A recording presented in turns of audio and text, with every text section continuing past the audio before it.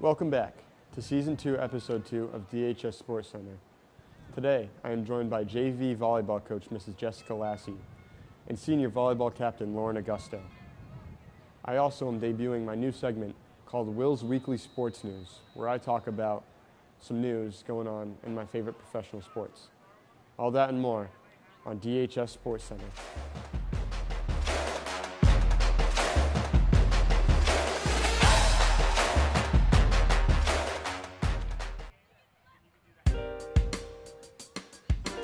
Hi, what can I get for you today? Can I please have a coffee? One coffee, coming right up.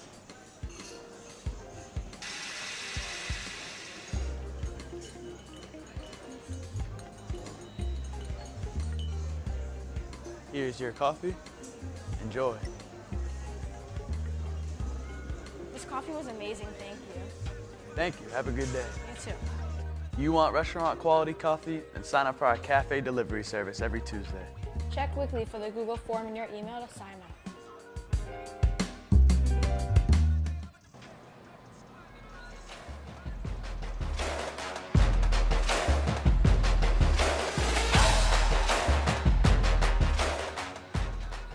All right, and we are back. I am very happy to be joined today by Mrs. Lassie, the coach of the DHS volleyball team, and senior captain Lauren Augusto. So my first question for you guys is, how do you think the team has been performing so far this year? I think we've been playing really well. We only lost 3 seniors from last year and only added 1 new person. So we still have that connection that we had from last year. And we're 3-1 so far, and we've had a great start to the season. We've also really amped up our schedule this year so that we have some of the tougher teams in order to be ready for tournament. So we did take our first loss on Friday to Westboro, but they were second in the state last year, so I'll take that. Nice. And going off what Lauren said, how do you think the change has been from losing last year's seniors to this year? It's been a bit of a change. You know, we had a couple really key players, especially like Sorrell, who went D1 now. So losing her was really difficult for us. We loved her as a person. She was a great player. But we've really had to fill in the gaps, and we've had a lot of really good players to really help us with that. Yeah. I have to say in the off season, a lot of the seniors and the juniors have really, really stepped up. Skill level has made huge jumps. So to replace 3 seniors is always tough, and then to have one of those be a key starter. Yeah. But I'm so proud of how hard the girls have worked in the off season. I mean, some of my players from last year, non-recognizable this year. They're so talented. It's really great. Yeah. And with the departure of last year's seniors, have there needed to be any new position changes or any new? Yeah, we've had a couple position changes. We've had a couple people who are middle move outside. We even had 1 middle, Gabby Velasquez, move to libero this year, and have some juniors stepping up into the middle. And just overall, we've switched around a couple things. Yeah, for Gabby especially, it's a huge change. She was one of our key hitters, and now she is our solid defensive player. She is unstoppable back there. It's really amazing to see. And she's taken that role with such poise. I mean, it's not always easy to take a glory position and give it up for something that's less exciting, but yet nothing could happen for us if we didn't have those passes. So she's still a very big part of our team. Yeah. And with this year's team, are there any specific games you guys are looking forward to? We just played Westboro. We were looking forward to it or dreading it. I'm not really sure which, but I know we are amped up to play Barnstable.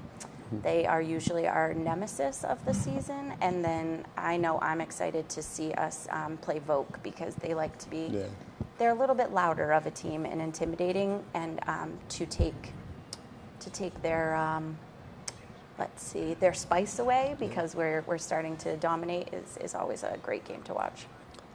Yeah. And you saying Barnstable was a rivalry game almost for you. Are there any other teams that you guys really maybe haven't done so well in the past against that you want to get back at this year, or? I think even today, our game away against Oliver Ames, they took us out of the 2019 tournament season. So we're really looking forward today to really have our revenge game. Yeah. And Lauren, this question specifically for you. You are, a senior captain now. Does that create a new level of responsibility towards the younger kids, you being the captain? It definitely does. I mean, I always try to make myself approachable to the JV players, the freshman players, because I know that that's what the captains did for me when I was younger. And being the setter, I definitely feel like I have a big responsibility. I run the court. I can't have an off day, because if I'm off and the rest of the team won't have anything to help them win the game. So I really have a sense of responsibility to connect with my team and really be the best player that I can be. Yeah. And I know in volleyball, like, communication is a very important, skill to have. Do you guys think you and your team communicate pretty well on the court? Yeah, we definitely communicate well on the court. Sometimes we can always be a little better, but we're pretty loud and we love each other as a team, so we're really good at communication. Yeah. And, you and the other seniors on the team, does this year, obviously being your senior year, have a new level of excitement for you guys? Do you feel like it creates a new, a new barrier of wanting to do even better than you did previously? It definitely does. I've known most of these girls since I was in kindergarten and elementary school. Yeah. And me and Crane being captains this year, I think it really pushes us to do the best that we can and really try to win as many games as possible. Yeah. And Miss Lassie, would you say the seniors of the team are, work together to, perform as the best team they can? I think the 5 seniors are amazing role models. I think that even off the court, they are some of the best humans that I know. Yeah. But as the captains, I think Ava and Lauren are a great balance for things. Ava's a little bit more loud, where Lauren's a little bit more subdued when it comes to being approachable. I think that Lauren especially is she's one of those people that no matter what, she's going to give you 100%. So to have that out there, she's had injuries that she's fought through. She's had bad days she's fought through. I think that the seniors are a key group, and I think Lauren really leads that as far as the role model. She's just, in any area, you will not find Lauren Augusto lacking. So.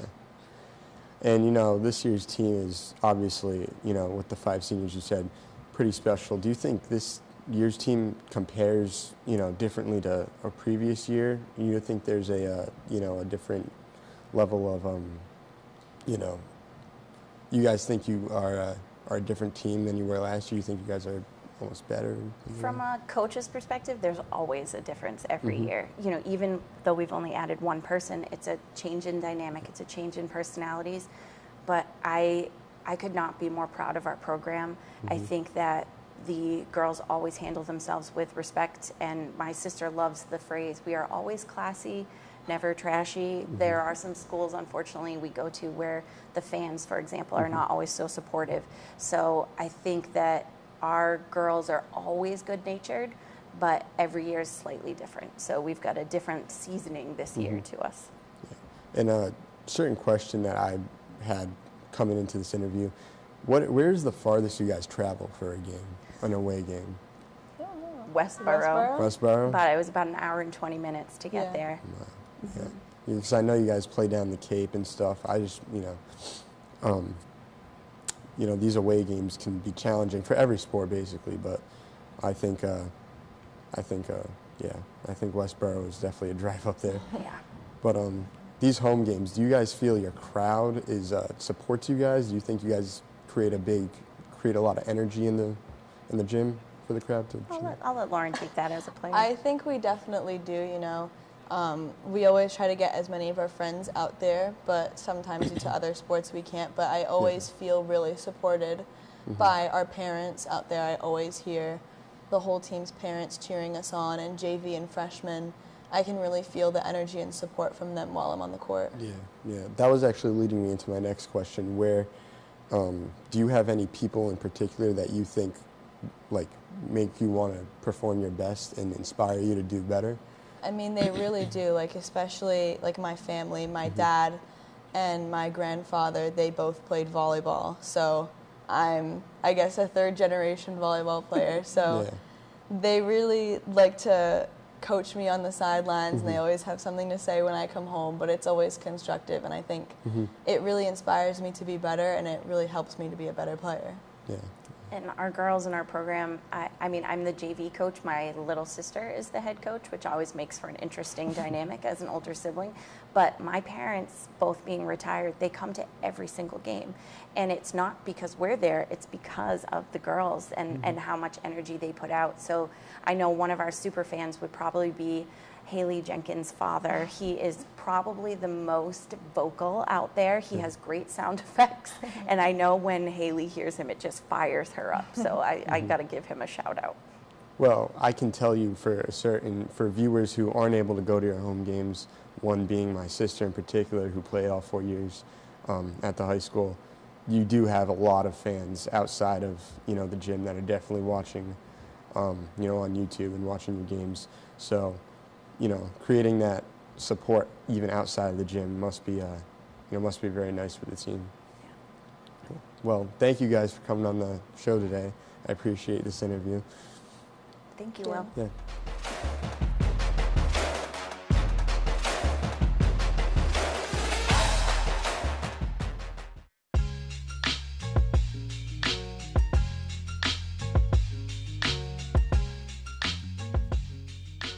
Hi, and welcome to my new segment, Will's Weekly Sports News, where I talk about the big news of what happened in the past week with some of my favorite professional sports. To start off, Week 2 of the NFL is underway. The New England Patriots squeaked out a 17-14 win over the Pittsburgh Steelers. Patriots quarterback Mac Jones threw for 252 yards with a touchdown and an interception. Moving on, San Francisco 49ers quarterback Trey Lance suffered a gruesome ankle injury against the Seattle Seahawks. Trey will be having surgery on his ankle, sadly ending his season. And if you benched Tua Tagovailoa in fantasy this week, you might just be crying right now, after Tua put up 469 passing yards with 6 touchdowns in the Dolphins' 42-38 win over the Baltimore Ravens. And what is going on with the Cincinnati Bengals? Starting off 0-2 just after facing the Rams in the Super Bowl last year. Let's hope we can all see the Joe Burrow we saw in last year's postseason going forward. Moving on from the NFL, on Saturday night we saw the fight that people have been asking for 4 years now. The trilogy fight between Canelo Alvarez and Gennady Golovkin for the undisputed super middleweight title. Alvarez ended up taking the victory over Golovkin by unanimous decision. This fight ended the rivalry between the Mexican and Kazakhstani boxers, with their series ending in a draw in the first fight, and Canelo winning the second and third fight. Canelo currently sits at number 4 on DAZN's men's pound-for-pound boxing list. I'd say if Dimitri Bivol beats Gilberto Ramirez in November, then Canelo Alvarez versus Dimitri Bivol 2 is the fight to make. In addition to Saturday night, UFC Vegas 60 had a banger in the bantamweight division between the number 4 ranked bantamweight Corey Sandhagen and the number 11 ranked bantamweight Song Yadong.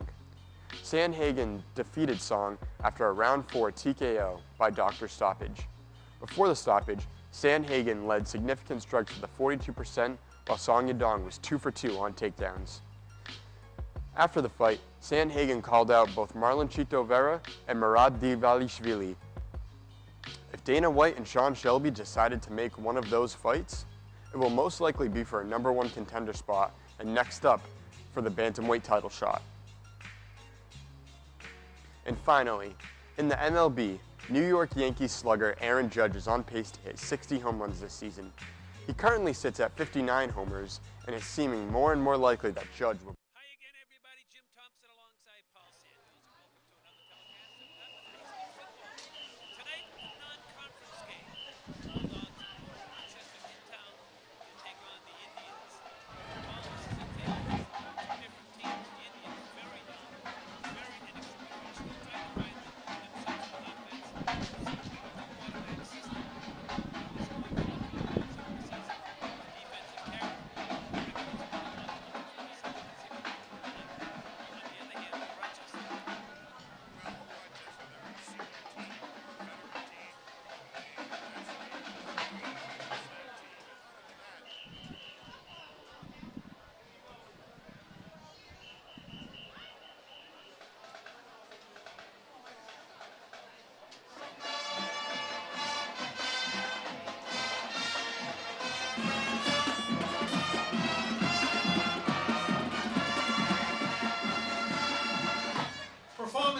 direction of Ian Flint and Thomas Unks.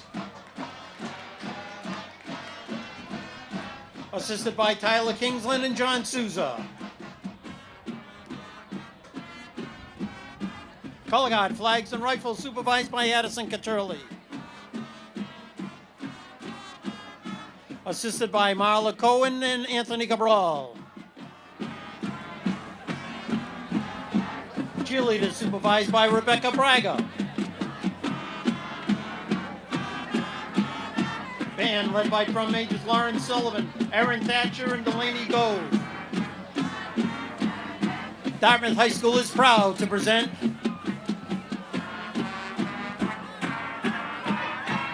the Dartmouth High School Marching Band.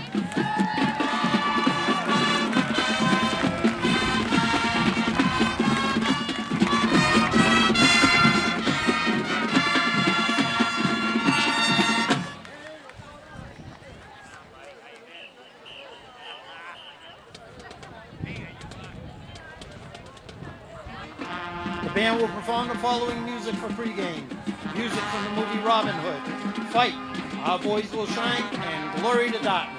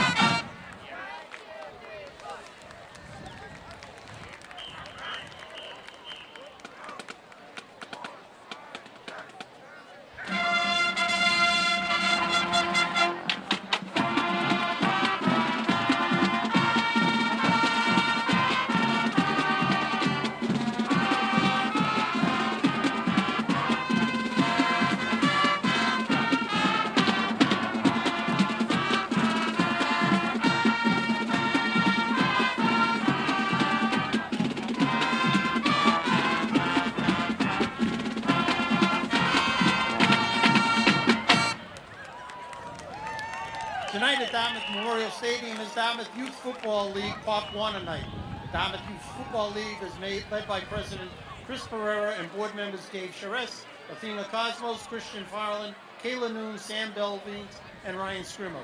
Please join me in welcoming Dartmouth Youth Football League cheerleaders, coaches, and individual teams. First out of the Dartmouth Indian cheerleaders, made up of the Tiny Mikes, Junior Pee-wees, and Varsity. Next are the Dartmouth Youth Football League teams. First, the 6 and under Dartmouth Indians.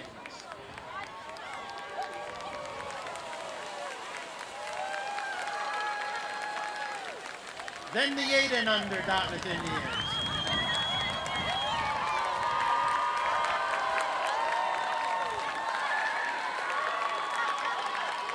The 10 and under Dartmouth Indians.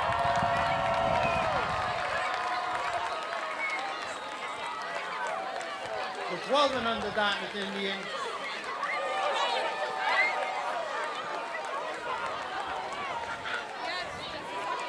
and the 14 and under Dartmouth Indians.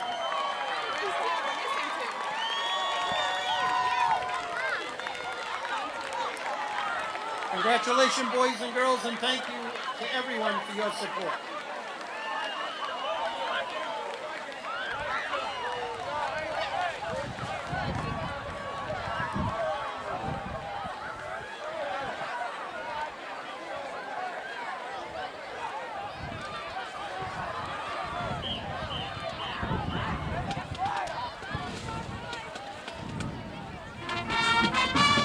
Led by Captain Graham White, Willie Johnson, and Dylan Gomes. Let's welcome to the field with pride our Dartmouth Indian football team.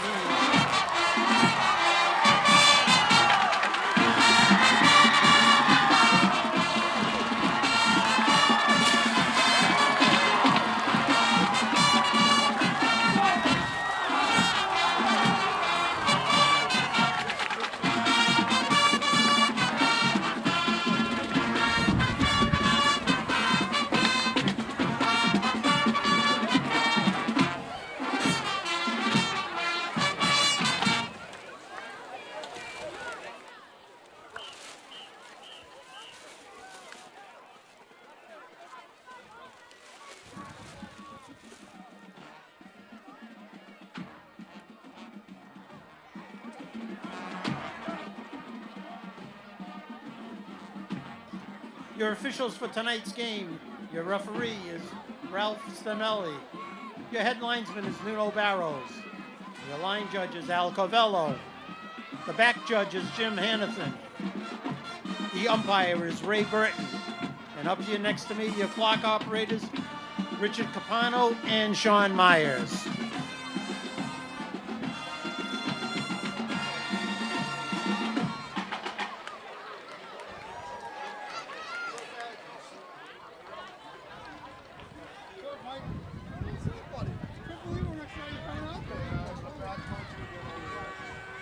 The captains are at the middle of the field for the coin toss.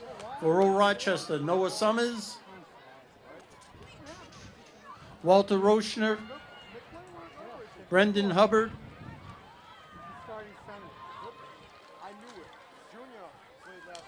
for Dartmouth, Graham White, Eli Johnson, and Dylan Gomes. Hey, how are you? Good to see you, Jenny. Happy birthday, by the way.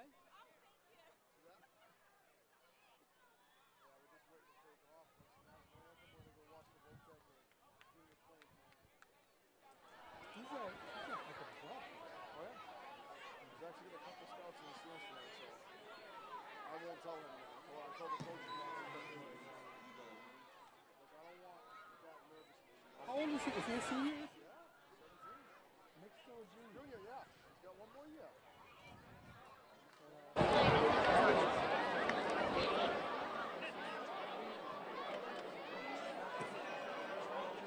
Dartmouth has won the toss and they will receive and defend the north goal. Rochester will. Hi again, everybody. Jim Thompson alongside Paul Santos. We welcome you to this telecast of Dartmouth High School football. Tonight, the Bulldogs from Old Rochester Regional High School in town to take on the Indians. The Indians 1-1 on the season. Victory last week over Greater New Bedford Regional Vocational. A loss against Bishop Stang in their opener. Old Rochester coming off a big win, Paul Santos, over Bishop Stang last week. And they got quite a offense, especially in that offensive backfield. Yeah, that's right. Keep an eye on Walter Rozier. He's going to be a guy that's going to get the ball quite a bit tonight. He is the workhorse back there. 4 touchdowns last week, rushed for 162 yards. That's the big guy for Old Rochester. Well, now let's take this time to honor a great country of ours. It's our national anthem.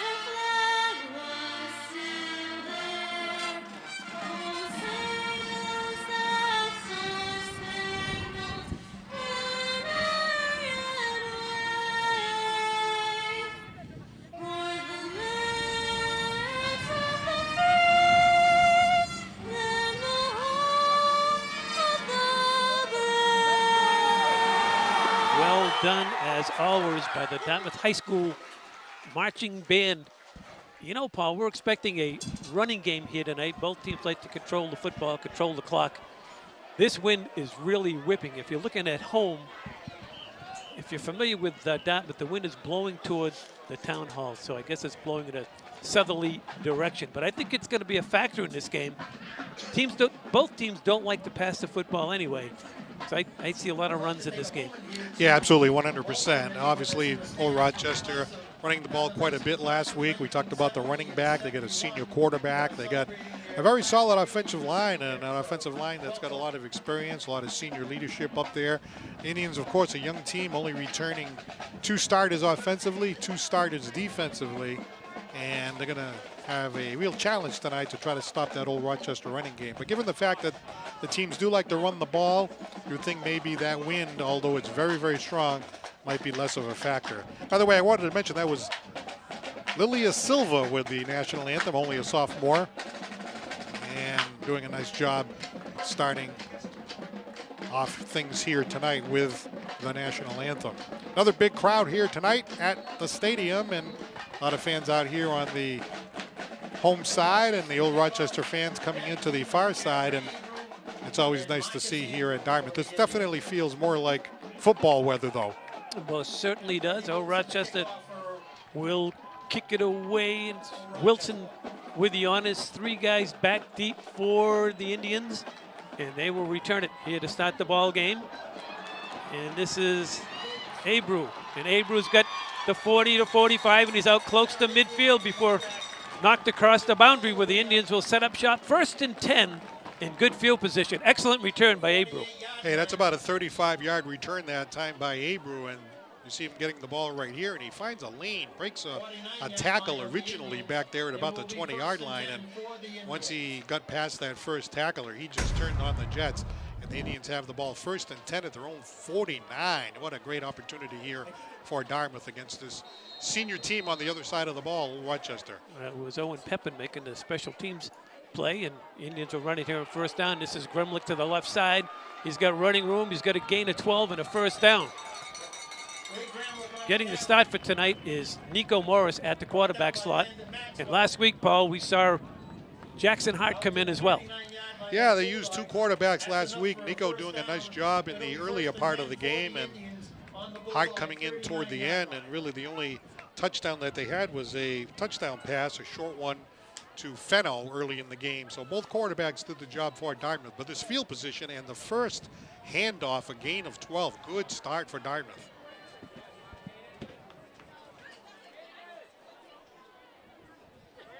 You're going to try the handoff, fake it, and it's a solid run and another 1st down. Had the cameraman faked out there as well.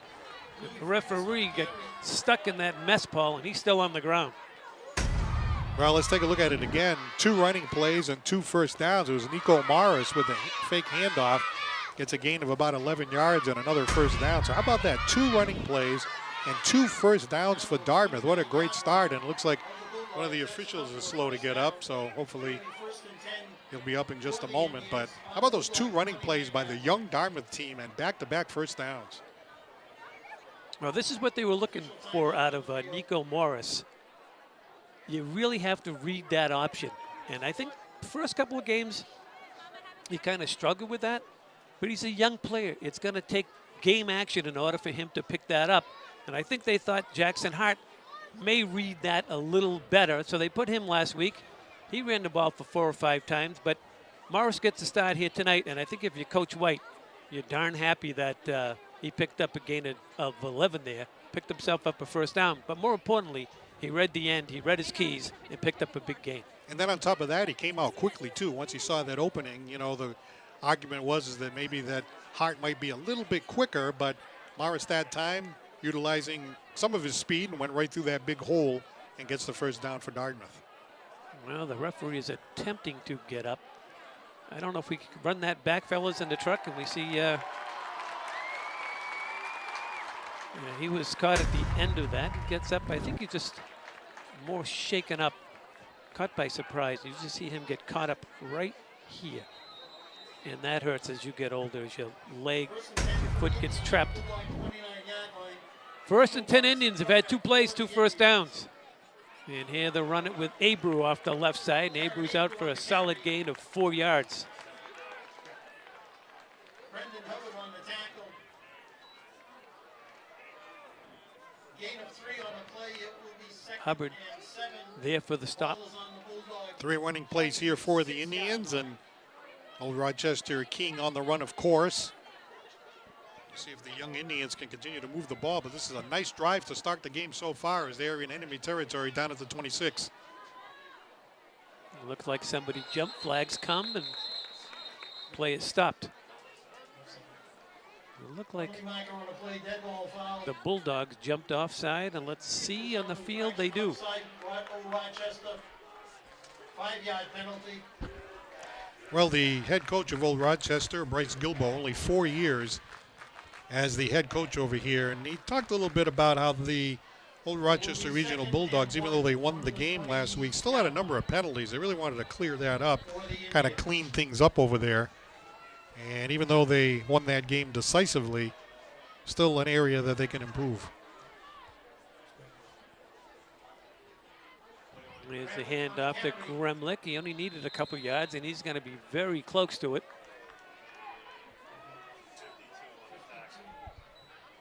Bishop in there on the stop for the Bulldogs, and they're going to move those chains across the way, Paul. It's an Indian first down.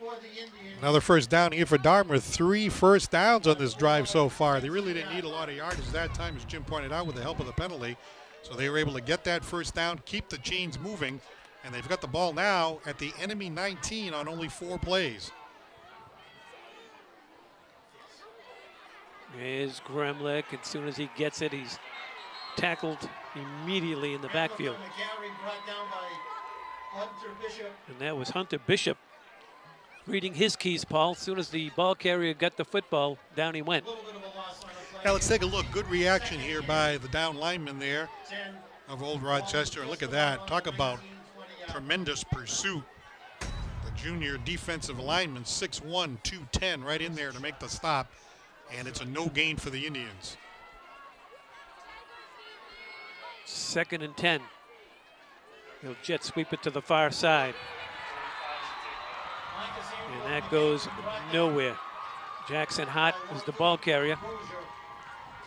And Rozier made the stop. So, Paul, what started out to be a positive drive has led the Indians 2 losses on consecutive running plays. Looking at a 3rd down and 14 now with just under 8:50 to go in the opening quarter.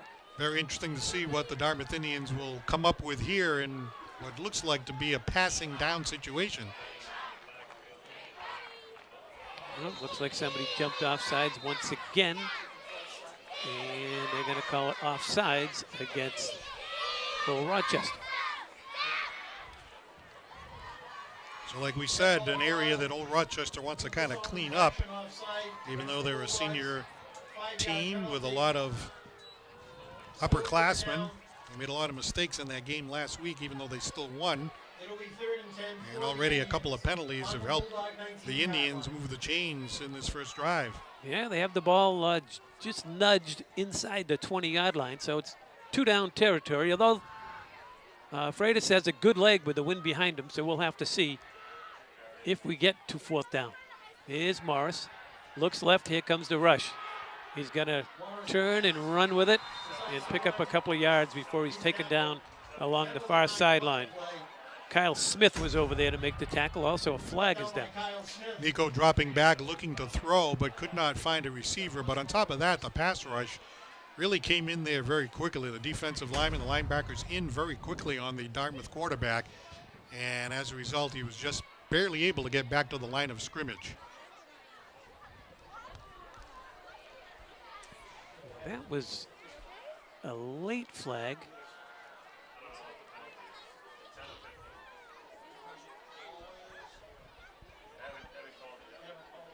We have nothing from any of the officials. I may be picking up the flag because the down marker stays. Oh, no. Okay, now they move the down marker. Horse collar tackle. So it's half the distance to the goal line because it was inside the 20-yard line. So it'll still remain third down. Let's look on. There you go right there. Pulling him down from behind, grabbing onto the collar of the ball carrier. So this is a very big break here for Dartmouth, a very manageable 3rd down and 3 now. And Rochester doing it to themselves. 2 offside penalties and then a major infraction. Looking for that first down, and I believe he has it. Just inside the 10 down to about the 8. As Morris comes to talk to Coach White. 7:38 to go in the quarter. Indians marching. They only needed 3 yards on this, and a really good job of reading this. We talked about that as Morris proceeds along and gets more varsity experience. Nice fake handoff, and then he went. Takes off one tackler, diving, and he is in for the touchdown. Louis Freitas puts the Indians on the board. What a nice drive here by the Dartmouth Indians, and a great way to finish it. Watch the way Louis Freitas has a second effort here. He gets by that first would-be tackler and then just goes right down the sideline as he makes it into the end zone. An 8-yard touchdown run for Louis Freitas. And the Indians march right down the field against this upperclassmen loaded Old Rochester team, and they're on the board first.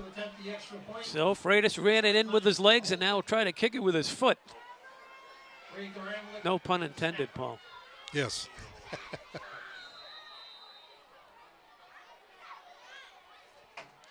Good snap, kick on the way. And the kick is good. The clock is stopped here at Memorial Field with 6 minutes and 55 seconds to go. Our score, Dartmouth High School 7, Old Rochester nothing. Well, Jim, unofficially a 52-yard drive. Of course, it started at their own, 51-yard drive because they got the ball at their own 49-yard line and encompassed 9 plays. And let's see, it took about 3 minutes and 5 seconds off the clock. So what a nice drive by the Dartmouth Indians. I have to say I'm a little surprised to take anything away from Dartmouth, but you wouldn't think that they'd be able to come in and march down the field like they did against this veteran Old Rochester team. Well, 2 things set that touchdown up. One was the kickoff return, got the ball out to midfield, then 3 infractions against the defense. Those were cheap yards, cheap first downs. You know, instead of looking at 3rd and 11, now you're looking at 3rd and 2. 2 plays later, you're in the end zone.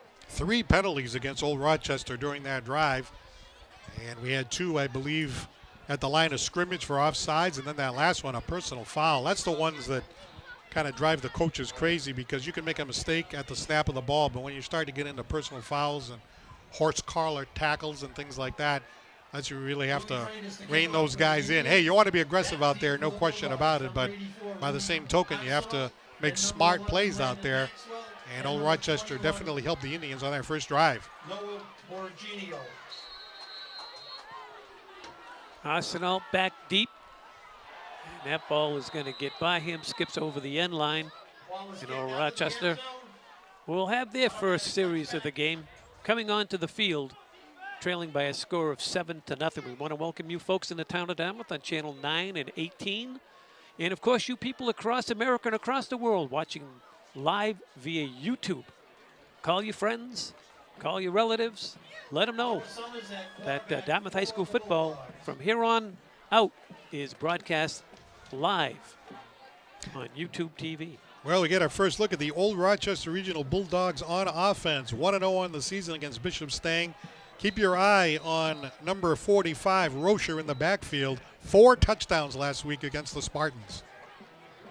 And here's the option, and here's the so-mentioned Rocher up to about the 29-yard line. We were talking to Coach White and Coach Zexter before the game. That's their bread and butter right there, the quarterback option.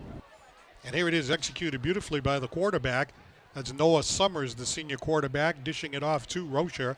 And Rocher gets a nice gain there for the Old Rochester Regional Bulldogs. 9 on that first play. And the Bulldogs are in business in a 2nd and 1 situation quickly. And they give it to the other back. That's Jackson Martin. Last week, 7 carries, 79 yards, and a touchdown against Bishop Stang, and he picks up the first down.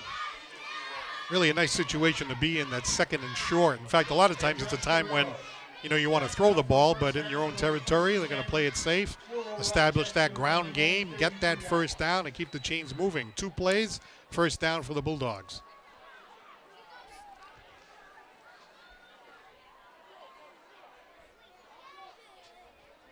And they hand it to Rocher. He's got running room to the far side, and he's got himself a gain of 8. Being chased there by Eli Johnson, but not before he had a big gain, Paul. Well, look at the explosiveness of Rocher. I mean, we know he's a smart player. We know he's a strong player. But how about that speed? The way they execute, the way the backs just move so quickly, and that's where the Indians are going to be challenged here today. The Indians have some speed, not a lot of size, but to be able to catch up to him and bring him down, that's going to be a challenge. Second and short. And the quarterback keeps it. And that's Noah Summers, and he picks himself up 4 yards and another Old Rochester first down. So both teams take their opening drives, Paul. Dartmouth scores, and Old Rochester look at the answer. Well, you can tell seniors when you see them, players that have a lot of experience, the way he executed that fake and then held on to it. By the time you recognize who's got the ball, he's already out 3-4 yards downfield. So great execution, very, very smooth the way they were able to execute that, and another first down for Old Rochester. Here's the option near side. Here's Rocher. He's looking for room. He's got midfield, takes a solid shot before going down there. Chase Fenno came up to greet him, but not before the big running back gets another 7-yard gain. He's getting big chunks of yards, Paul. Yeah, and it looks like it's coming easily. You have to give credit there to Fenno, though, because at least Fenno went in there and put the stick on him. But even then, he's still got a very good gain for Old Rochester. And the Bulldogs are moving the ball down the field seemingly easily. So the Indians are going to have to try to come up with an answer here soon. I know they haven't gone that far, but they're moving very quickly. Here's Rozier off tackles, got himself a first down and cracks inside the 40-yard line of Dartmouth. Jalen Adams was there for Dartmouth, but not before. It's another Bulldog first down. They're making it look easy. They're big up front. They're senior laden. Indians young, inexperienced, both offensively and defensively. They've only run 6 plays, and they got 3 first downs already. So everything seems to be coming together offensively so far in the early going on their first drive for the Old Rochester Regional Bulldogs. And they're going into the wind. Not that it makes much difference. And here's the running back, Martin, and Martin still on his feet. They finally blow the whistle. Gang tackle there by the Indians. Chase Fenno in there along with Graham White. White and Fenno doing everything they can to slow Martin down, kind of spun him around, and then Gang tackled right there, as you see. So did a good job recognizing that one that time. And it was only a gain of 2. So really, that's a very nice job there by what has been a very stingy Dartmouth defense so far this season.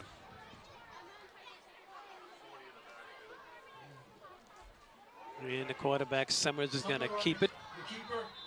And he inched his way out for about a 5-yard gain. Didn't look like much at the beginning, Paul, but kind of stayed low to the ground and crept his way for a nice gain. Going to bring up third down and a short 3. Well, we talk about seniors here. Here's a guy who's 6'1", 190. And again, someone who brings a lot of experience to the table, follows his offensive line. Now you look at a 3rd down and 3, you think, okay, this is a great opportunity here for Dartmouth, but 4-down territory, still feel really good if you're Old Rochester here. Martin and Rozier are your running backs.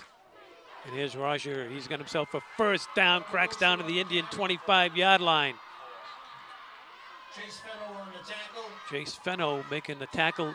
And the more tackles Fenno makes, the worse it is for the defensive line, because he's a secondary player / linebacker. He's making all the tackles. Yeah, you got to stop him before that. And the other thing to note, too, is that last week, Old Rochester turned the ball over 3 times, and they were still able to come out with a victory. And a lot of times you see that, turnovers, who coughed up the ball more, very, very important. Well, this is the time when the Indians could use one of those.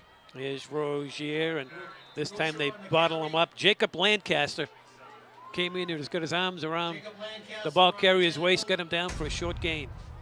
Well, it's the 10th play of the drive as Old Rochester continues to come downfield, and a nice tackle from behind there by the Dartmouth Indians. That was a very, very nice play there. Lancaster So last couple of times now, the Indians have started to slow them down just a little bit. Of course, they are in Dartmouth territory, so they need to step it up. It's a ball fake. This is Summers. Summers looking for room. Flag comes down, breaks one tackle, heading for the end zone, and is going to be knocked out just shy of the end zone. But we have a flag back here at the 26-yard line.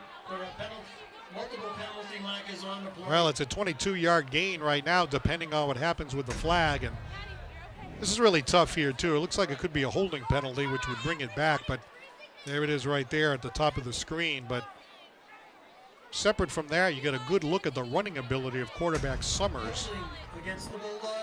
Fortunately, the Indians benefit again. That's the fourth penalty of the night against Old Rochester. And we'll take a look at it again. I believe if you look toward the middle of the screen. Right here. There it is right there, right behind the quarterback. Good job, guys. Great opportunity here now for the Indians defense. 2nd and 7. Still, if you're on the Old Rochester side, you have to feel pretty good. 2nd and 17. 2nd and 17. You forgot the one in front of the yeah, 7. exactly.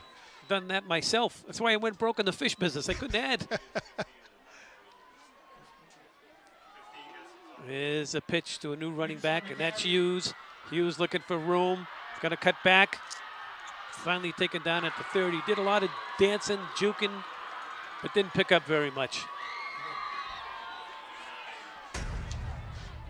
First carry, I believe, for Hughes, gets the pitch from Summers, and originally it looked like he might have something he could do there, but then the Indians defense, they were up, doing a nice job there. Looked like you at the 8th grade dance. All those moves. All those moves that went nowhere. Well, time is going to run out here. There's 10 seconds and ticking, and Old Rochester's going to go to their sideline. So the period will come to an end. Our score at the end of one complete here from Memorial Field is Dartmouth High School 7. The Bulldogs of Old Rochester nothing. Exactly what both coaches told us. Both teams can run. That's what we've seen so far. We haven't seen a pass in this game. Don't think we will. And the only score of the game, Freitas with an 8-yard touchdown run, completing a 51-yard, 9-play drive for the Indians. And you see the score there, 7-0. Well, you know, congratulations are in order for the entire Thompson family. Andy Thompson, who's usually in the booth with us here tonight, spending time with his baby. And there she is right there, baby girl Rowan. And there's Jim's son, great kid Andy, and Nikki, his wife, enjoying a wonderful, wonderful moment. And we have a grandpa up in the booth with us here tonight. Well, we do. That's right. Thank you very much, Congratulations. Paul. Thank you, Peter Chase, and all the guys and girls in the truck. It's a much different feeling being Andy's dad and now being Rowan's granddad. And all my friends are saying, oh boy, is that young girl in for a long ride. Gonna have a lot of laughs. Be down at Lolly's for breakfast and a bunch of places in town. I like to visit the local establishments for lunch and breakfast and lunch. And I'm sure little Roro will be right on Granddaddy's lap getting to know everybody. Yeah, it's a wonderful thing. Congratulations to you, the entire Thompson family, your bride Susan, the family, of course, of Andy's bride, and many, many happy times coming up ahead of you, I'm sure. Thank you. Here's a screen, and it's almost intercepted. Almost picked up by the Indians. And that was not a very smart throw there. Lackey had an opportunity for it. Watch this, right in his stomach. Oh, coach, I don't do tip drills. Well, so it'd be interesting to see what they draw up here. Summers with the fake pass to the right. Tried to dump it over the middle for a screen, but was not successful. And now it's a 4th and 14, and they're going for it. Look for Lancaster, bottom of your screen, 84. There's Summers looking, throwing deep, far corner's got a man out there. It's caught. Was the inbounds? Touchdown! Old Rochester in the hands of Landon Maxwell. What a throw that was. Wow, 30-yard touchdown pass here by the quarterback Summers, and you can see he got some separation at the last second, and as the play was developing, I was thinking, oh no, this guy's getting separation. And Landon Maxwell, yet another senior And wide receiver, makes a great catch. And I jinxed myself. I said, you won't see much passing in this game. Jinx. So on a 4th and 14, they convert. Wilson to attempt the extra point. Gavin Martin is the holder. Well, Rochester is a player short, I think, on the special teams. Remy Wilson in there to attempt a point after touchdown. What a beautiful throw from Summers. That was in the deep corner of the end zone. And that kick is good. Clock is stopped with 11:45 to go. Opening half, we're tied at 7. We'd love to see that again. Expect that. That was one of the best throws I've seen in a while. They could cue that one up again. I mean, Summers is a senior quarterback, right? You can always tell when you have a senior guy like that. I mean, there's such a difference between, you know, a sophomore and a senior. And look how comfortable he looks as he drops back. And right around here, you started to get separation. And once you had that, Landon Maxwell, the wide receiver at 6'1", 175, all he had to do was haul that ball in. He was all alone. And all of a sudden, we have a 7-7 game.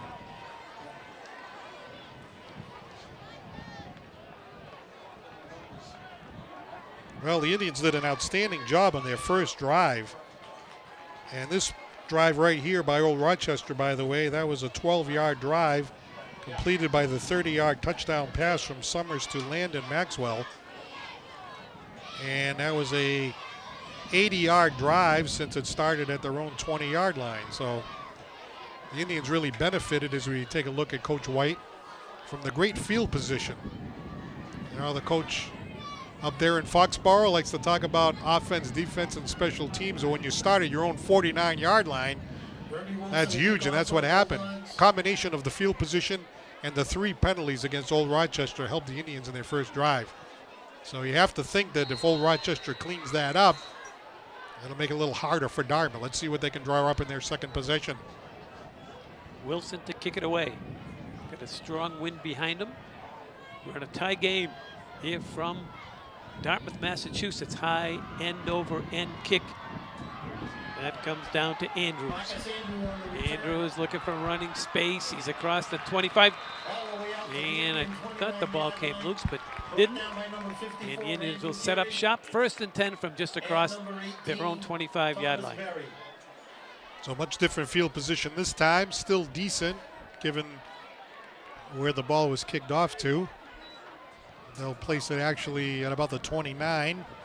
So we'll see what happens here on the second drive. The first time they had the ball, 9 plays, 51-yard drive. Freitas touchdown on an 8-yard run. We'll see if Old Rochester makes it a little bit harder for Dartmouth this time. Morris turns, fakes it, keeps it. He's got running room and a nice solid run by the young quarterback as he moves the football out to the 35-yard line. Gain of 6 on the play, bring up 2nd down and short. It was nice the way Morris read this. He executed the fake handoff very nicely. And it looked like the defensive line bid on that a little bit. That provided him with some room around the left side. Gain of about 6 on a 2nd down and 4 now for the Indians. It's a good look at Nico Morris, the quarterback. 2nd and short. Indians run it to the right. That's Gremlick. Gremlick maybe a yard. Bring up 3rd down. Long 3. Well, the Indians don't want to be in too many 3rd down situations. That was another key to their first drive. They never really faced any kind of 3rd and long. Roche has made a couple tackles in a row for the Bulldogs. Ball is on their 37-yard line. We spent time talking about him offensively, but defensively, you can spot him a mile away.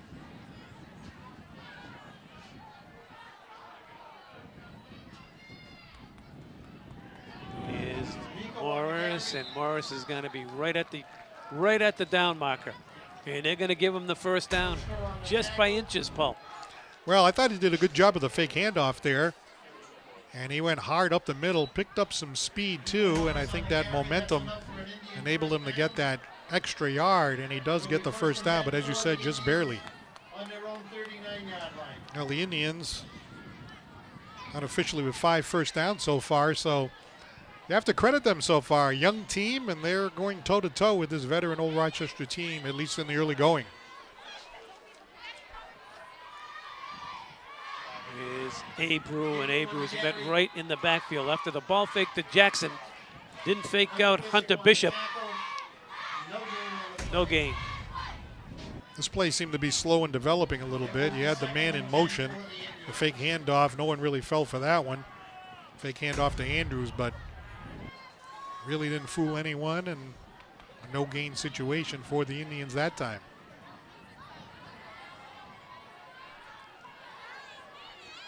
Second down here for Morris. Jackson in motion. Morris again off the ball fake. And he's out for a gain of 2. Brings the football out to about the 42-yard line. Right now they have it spotted at the 40, but it's got to move that football up a little bit. Quite a bit of difference between this drive and the first time they had possession, where the Indians came down the field. Again, benefited from some penalties, but some good runs too by Morris and Gramlich.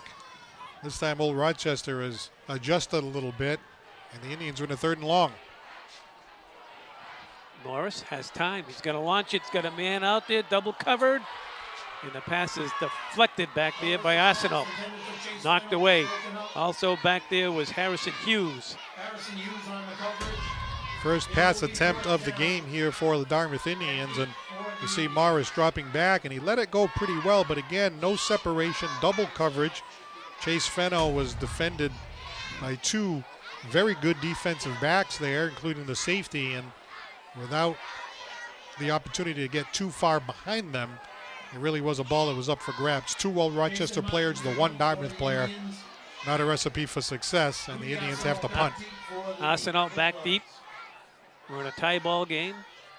Here comes the rush and a beautiful kick. Arsenault running in, decides not to grab it. The Indians will chase it down, and they will touch the football right there. Jared Abreu and Old Rochester. Now you might wonder what that structure is in back, Paul. Yes. That is the new DCTV studios. No one in town knows it. I'm breaking news. Peter Chase is in the truck falling off. But yeah, those are going to be our new studios over there. But in all truth, that is going to be a maintenance and truck garage, I do believe, for the maintenance of all the grounds here. Great idea. It was all part of the package that the town voted on in the stadium project. So there was phase 1 of the field. This was part of phase 2. In phase 3, whatever money is left over due to inflation and rising costs of all materials, we'll see what they do with the stands. But that was all part of town meeting's vote to make the stadium better for all. Oh, there's a loose ball on the ground. The Indians claiming they have it. Let's see. And they do. Recovered by the Indians. Josh Carrero. Well, a number of turnovers last week by Old Rochester in that staying game, and it couldn't come at a better time for Dartmouth. The ball coming loose. Correa very smartly and alertly falling on the ball right there. And Dartmouth has a golden opportunity that against an Old Rochester team, a veteran team, you can't let this go by. You've got to get this ball into the end zone. Great opportunity for the Indians. Here's Morris. Off the ball fake, he keeps it. Chasing him from behind was Jorkus. I knew Doc Nunes was going to have trouble with that one, Paul, because we went over that before the game, and that's got like 4 vowels and 23 syllables. No gain on the. He's still tongue-tied over there, Paul, the PA announcer. Second and 9. Ball is on the Bulldog. So Morris now looking at 2nd and long. Play fake. And he's going to keep it. Got running room. Stiffs on one man. Heading for the end zone. Morris just going to be pushed out just shy. I believe it was Rozier. It was. That got him out of bounds around the 3 or 4 yard line. Well, it looks to me like it's very close to, if not a first down. Let's see, they're going to spot it just inside the first down marker. But look at Morris here. He's really improved in the last week, I would say. I mean, he really made a nice play there. He saw that he didn't have a receiver downfield. He read the defense, and then all of a sudden he took off and he broke a tackle. That's what really enabled him to get all the way down to about the, let's see, it was about the 3-4 yard line or so. 1 yard they need for a first down. Gremlich takes the handoff, spins his way down. I don't know if they whistled him down or not. The Indians are claiming it's a touchdown. And they never called him down, so it's a touchdown from Gremlich from just over 3 yards, and the Indians retake the lead. Let's look and see if his knee touched, Paul. Well, here we go. Here's the handoff to Gremlich. They spun him around, and I'm not sure if that knee scraped the ground. I don't think so. And look at that second effort to get into the end zone for a touchdown. Just a great job by Dartmouth as they are just going toe-to-toe with this veteran Old Rochester team. We're going to take another look at it again after this Louis Freitas extra point attempt, but it looked pretty close. We'll have to see if that knee scraped. I don't have instant replay here at high school football. We have it, though. We have it. Here's Freitas. Freitas ups the lead to 14-7 with 7:17 to go. All right, boys, slow it down. Spins, and look at that knee right there. Oh, he's down. I don't know. You think it's touching right there? If it is, it's just barely. And then you see him keeping that leg straight on purpose. Extra effort, and into the end zone he goes for a touchdown. So well, we'll take it. Ricky will take it. Indians come right back, and Old Rochester in the first quarter, too many penalties. Now they commit a turnover deep in their own territory. The Indians capitalize, and that's how you win football games. I saw the Miami coach after the Patriots game. First words out of his mouth, first one as a pro coach, he goes 3-0. And one of the players said, 3-0. He said, they committed 3 turnovers. We didn't have any. That's how you win. Well, that was the thing. You know, last week, even in a win against Stang, right, they still had a number of penalties. And they turned the ball over 3 times, but they still managed to overcome that because they do have so many other weapons, but certainly not a recipe for winning consistently over the season. And it allows a young, scrappy team like the Indians to go toe-to-toe with you. Freitas booms this. Arsenault takes it on a hop. Here he comes. Cuts to the far side. Going to be tripped up right there. That was Fenno. Makes the tackle. So Fenno making his presence felt additionally on special teams, and we'll see what Old Rochester can do on their third possession. In their first possession, they went 80 yards, put together a 12-yard drive, just capped by that beautiful 30-yard touchdown pass from Summers to Maxwell. Second time fumbling the ball away and giving the Indians an opportunity to score. And now an opportunity for Old Rochester to try to settle things down and put together a drive like they did the first time. Misses Summers off that option. That's going nowhere. Indians blasting across. Eli Johnson, there he is, 65, making the stop. Adams with the assist. Well, one of the strengths of this Dartmouth team is their defense. In 2 games, they've only allowed just 9 points.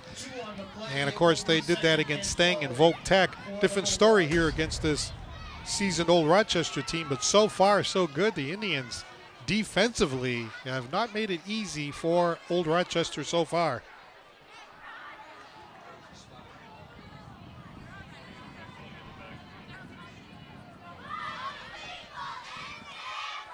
Here's Summers. Looks to throw. He's going to keep it. He's looking for space and not going to get it. Breaks away. Still on his feet. Still running with it. Tremendous run there by Summers, who is down at least 3 times. Wow, that's about a 25-yard gain for Summers. He's rolling out. The Indians really have him pinned. He takes that first hit right there, and that was by Adams, but still won't go down. Breaks away again. Third time, still won't go down.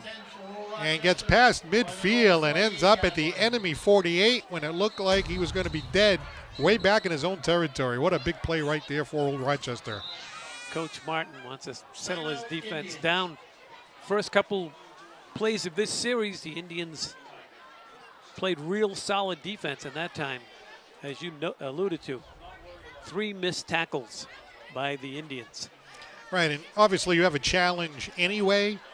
The fact that you're a young team only returning 2 starters on offense, 2 starters on defense. You're benefited by the good field position on special teams, the penalties that Old Rochester committed, turnover, and then right there an opportunity to pin him deep again. And then unfortunately the senior quarterback breaks 3 tackles. And sometimes it's a play like that that can get a seasoned team like that back on track. Isn't it great to see the big crowds back? I mean, we lost a year and a half of our social life, and it's nice to see big crowds. We did the opener at Stang against Folk Tech last week, here now against the Bulldogs. Stadium side, Dartmouth side packed, and well, Rochester, they're just as filled on the other side. Yeah, you know, take this kind of thing for granted, and, you know, we didn't get a chance to experience it the last couple of years, and it feels so nice to see all the smiling faces out here rooting on their team. Here's Rozier.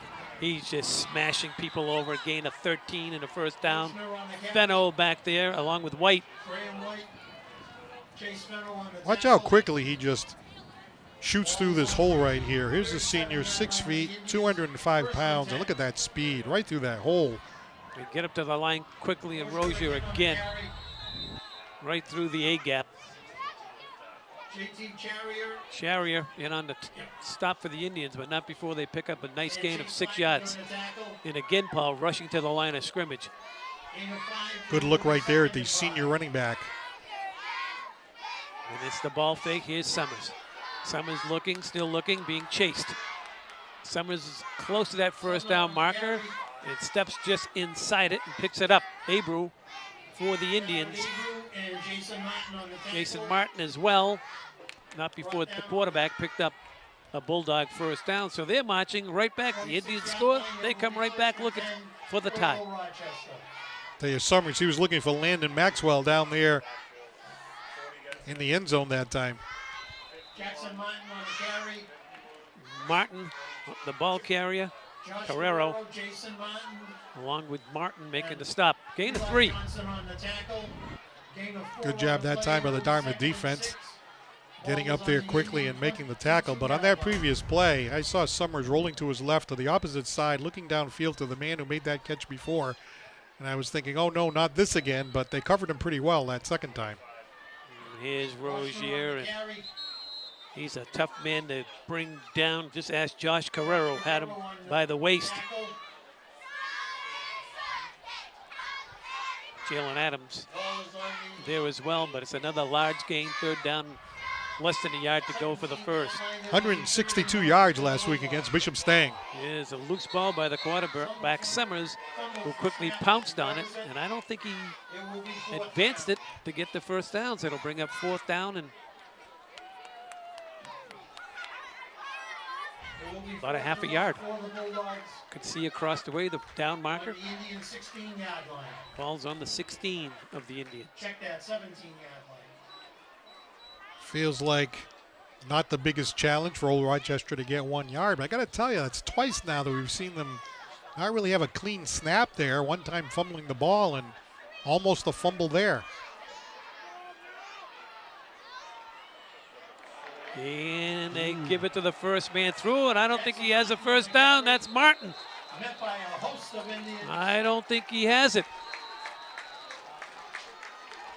So I thought for sure that the quarterback, Summers, might have done a quarterback sneak there, but by the time he turned and handed the ball off, the defensive linemen were right there. That's going to be very close. And not quite close enough, as the referee says. The ball will turn over on possession, and the Indians will have it. So a great defensive stand. We noticed Coach Martin brought the team over, settled them down, and then they come up with a big stop on 4th down. Well, you had the Summers kind of bobbling the ball on the play before that, then followed by the handoff to Martin. And again, I thought for sure that Summers might have just taken that, you know, the old Tom Brady, just jumped forward, get that first down. But by the time he turned and handed it off to Martin, the Indians defense was right there reading the whole thing. Great job by the Indians defense. Morris gives to Gramlich. Remlick ran into his own man, and he tries the same trick again, getting on top of a tackle and tried to take off. Well, as we take a look at this replay, what a great opportunity here now for Dartmouth, right?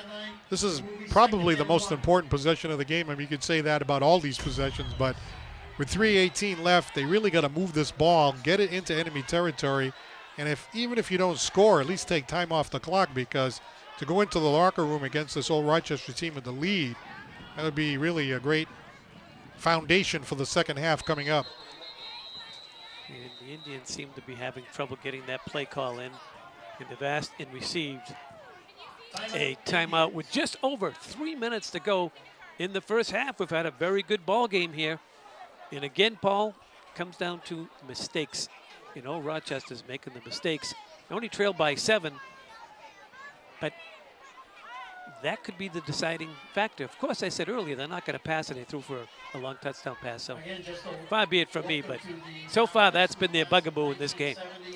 Yeah, it's really been interesting because you really didn't expect the Indians, quite frankly, to have the lead at this point in the game. Obviously, a young team as we take a look at Coach Rick White. But how about that first drive, getting the ball at their own 49-yard line, Old Rochester committing 3 penalties, and the Indians end up in the end zone. Old Rochester answering right back with that 80-yard drive, but then the fumble on their own 14. And, you know, as I mentioned at the time, you have to score there. You can't, just go 3 and out. You have to score there when you get the ball there. The Indians did. Defense came up big on the following drive. This drive right here may be very pivotal as we head into the second half. And it's Morris. He's got the first down, and Moore still on his feet. And Morris is out to the 40-yard line before taken down there. And this is what the coaching staff was looking for. Could Morris read that defensive end? Could he read the backers? So far in this game, doing quite well. Oh, that was a great job that time by Nico. Absolutely right. He talked about it down on the field before the game about being able to recognize what was going on, and you could tell so far he has done a great job with that so far in the game, not only handing the ball off, concealing it, and running it. And they're going to run it to the far side. That's Andrew. And he picks up a couple. Rozier on the stop. Rozier on the tackle. Gain of 2 on the play. It will be secondary. Clock running toward the 2-minute mark.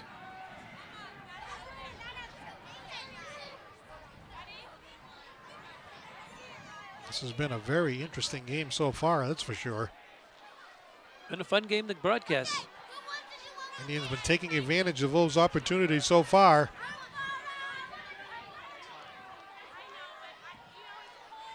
Ball fake. Morris. This time they were ready for him. That was Hunter Bishop. Hunter Bishop on the tackle. And we have someone that's down on the ground, getting up slowly. There he is. Hope he's okay.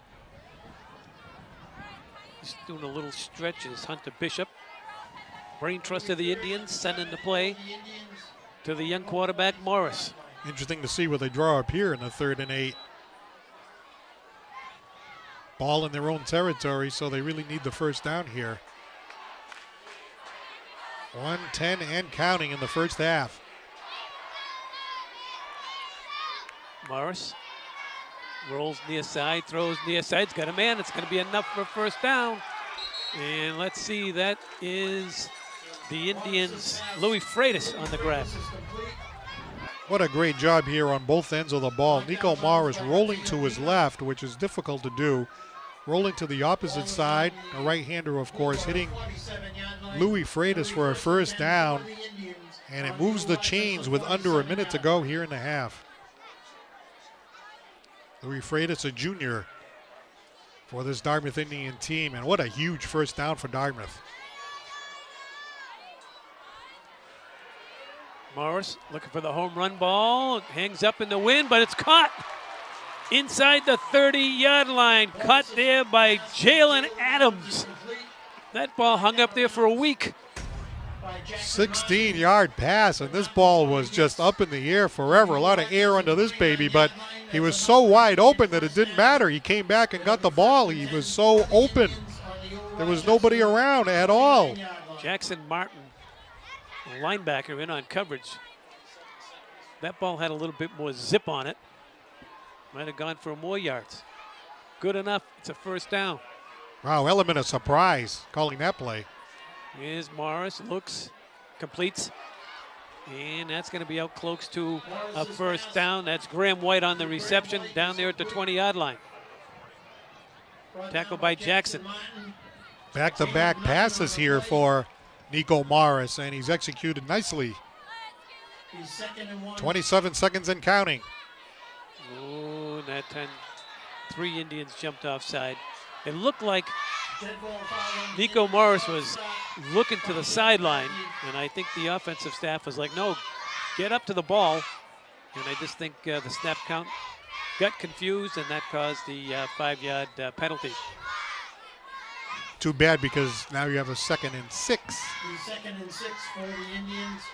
Here's Morris, rolls near side, looking, throwing, incomplete. Morris's pass is tipped and intended for Louis Freitas. Louis Freitas is in the general vicinity. Landon Maxwell Bring up 3rd down now. It will be 3rd and long. 6 for the Indians. 3 pass attempts in a row there for Nico Morris. 9 seconds to go. Should have enough for 2 plays. And I think that you got to throw this ball in the end zone from the 25-yard line. Correction, that was intended for Jalen Adams.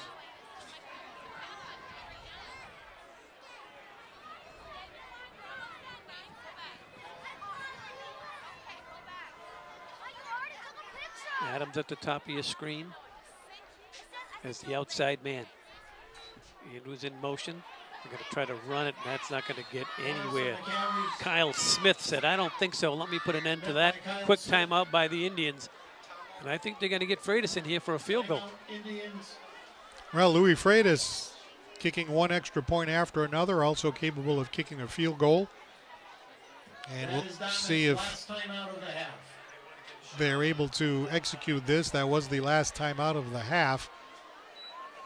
They definitely had to save one just in case they were able to make that decision to bring in Freitas to try to kick. Now the ball right now is at the 25-yard line.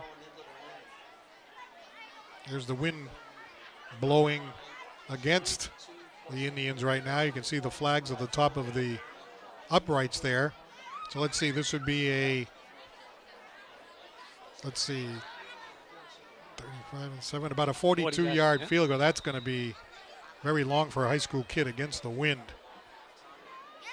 So I don't think you can really attempt that. I think it's just out of the range a little bit, given the, the field position, the wind conditions, and so forth. You might be looking at just a ball into the end zone. It's too bad that last play failed because, I was actually surprised that they ran that. Like you said, you probably were thinking maybe 2 pass plays, but. Well, they're not going to run out Freitas. They're going to run 4 wides to the top of your screen. And another one to the left. There's Morris. Here comes the rush. He just throws it down into a crowd. It's tipped, and it's caught. It's caught for a touchdown. Graham White comes down with it. Wow. 25-yard touchdown pass from Nico Morris to Graham White. Watch, this ball was tipped as it was thrown into the end zone. And how about the focus of Graham White that time? That's a highlight film right there for the coach's son. The senior. Now Freitas will come in and boot the ball into that wind.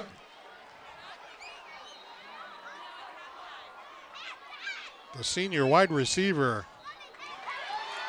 Freitas puts the Indians up by 2 touchdowns at the end of the first half. The Indians 21, the Bulldogs 7. Stay tuned. Well, I just wanted to say, let's see if we can see that again, because not only did you have the focus of Graham White, but obviously that tip, the tip right before that. Let's see who on the Dartmouth roster managed to get their fingertips on the ball. Here it is right here. Let's see if we can slow that down just a little bit. Ah, yes, number 13 for the Indians. More to come here from Memorial Stadium.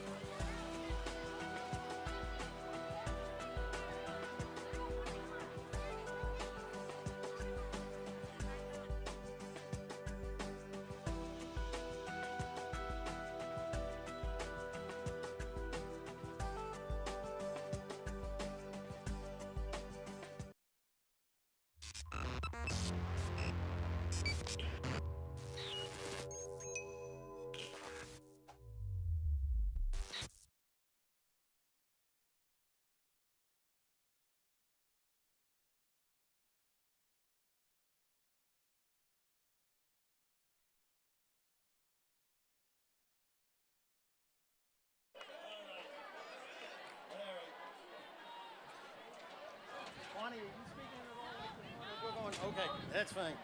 Okay. Good evening, ladies and gentlemen, and welcome to our Dartmouth Indian Plaque Ceremony dedication. I'm John Nunes. I'm the chairman of the Dartmouth School Committee, and it's my distinct pleasure to welcome you here this evening. Very quickly, people that we have here, members of the Dartmouth Board of Selectmen, members from the Dartmouth Wampanoag Aquino tribe. We have Chris Pereira, my former colleague, class of 98, Jacob Ventura, class of 2005. So at this point in time, who's speaking? David first? I'd like to introduce Dave Tattlebaum, chairman of the Dartmouth Board of Selectmen. Thank you. This is a proud moment for our town.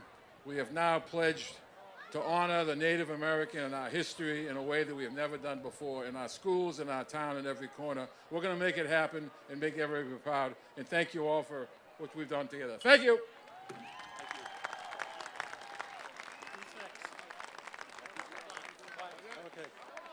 All right. At this time, I'd like to introduce Hall of Fame athlete, member of the tribe, and the gentleman who designed this Indian logo that we used from the class of 1973, Clyde Andrews.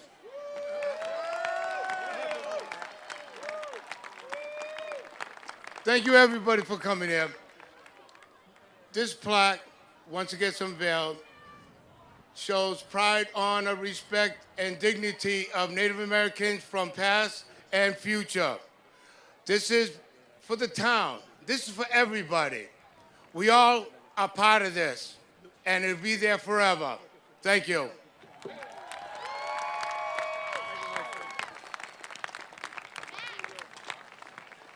At this time, I'd like to introduce Chris Pereira, class of 1998.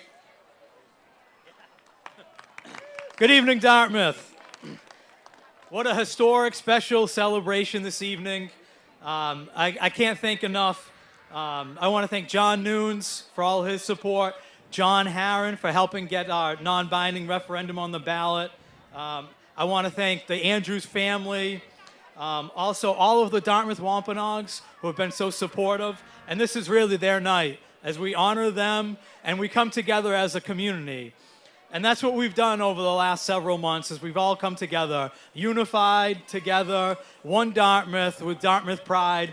And I want to thank the folks of Defend Dartmouth as well, and really the entire community. Thank you to all of you.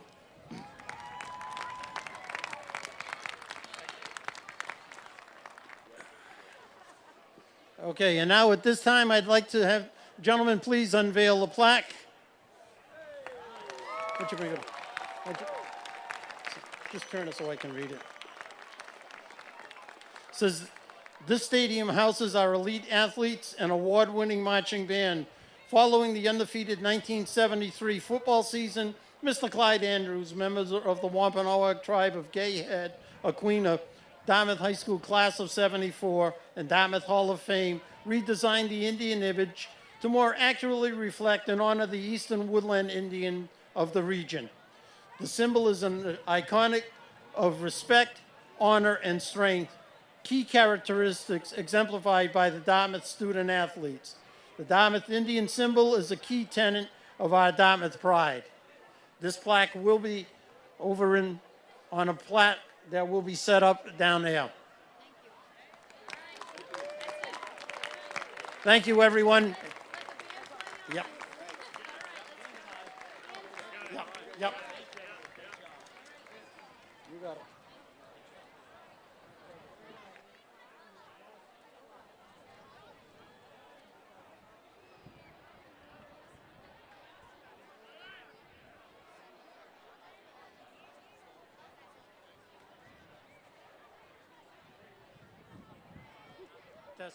Tess, thank you.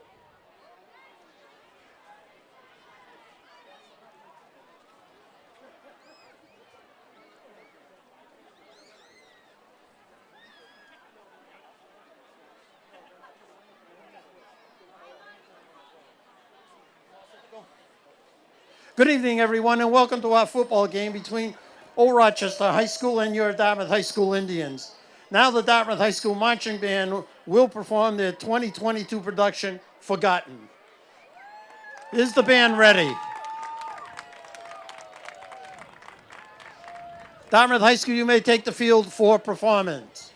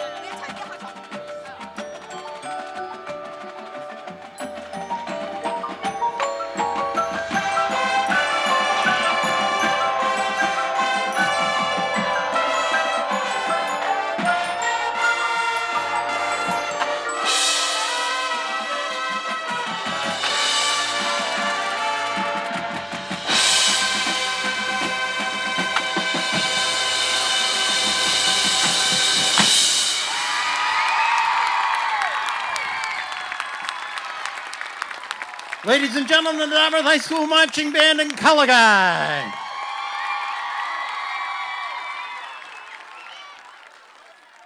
My name's Ian Flint. I am the Director of Music here at Dartmouth Public Schools. I also serve as the Marching Band Director for the Dartmouth High School Marching Band. The theme to this year's show is a show entitled Forgotten.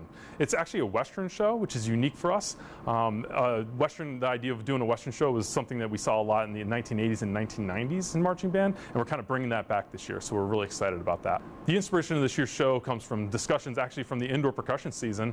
This was a show that had been presented that might have been a possibility for an indoor show, and we really liked it, and we thought it would work really well for our marching band too.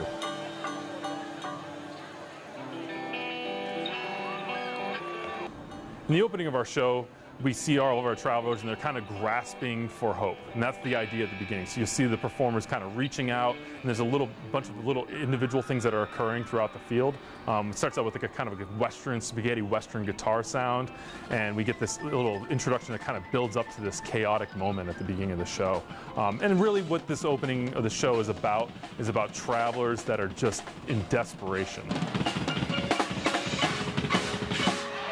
Second part of the show, we kind of go into the idea of like just kind of we're exploring this town, and we see a Western village and kind of all the elements you would hear in like a classic Western show. So really think about kind of movie themes and any kind of thing you would think about with just kind of that classic Western idea. And we kind of explore the town, we see different areas. Each little section of the group is featured in the second part of the show. In the third section of the show, our travelers are weary and they don't have any resources, anything like that, and they come across a well that you'll see as a big prop on the field, and the performers start to pull individual pieces of fabric out that represent our water, and the idea behind the ballad is just about their discovery of this water, and it makes it a viable place that they could live. In the fourth section of the show, our travelers realize that they have water and they have all the resources they need to live in this town. So through that, it's kind of a celebratory idea of a Western. Our music is a little bit different this year. We do explore a lot of different ideas of Western music, and actually that closer is actually inspired by kind of Mexican Southwest music. So we actually have a design team that puts this together, and we're unique here at Dartmouth because a lot of our designers are actually in-house. They're actually our teachers here at Dartmouth, and that is what makes us really unique. We bring a unique voice to the marching band community, and they are the people that work in our school district. Please come join us on October 1st at 6 p.m. at the Dartmouth High School Stadium. We'll be presenting our U.S. Band show that night, and we'll have 12 participating units. Dartmouth High School Marching Band!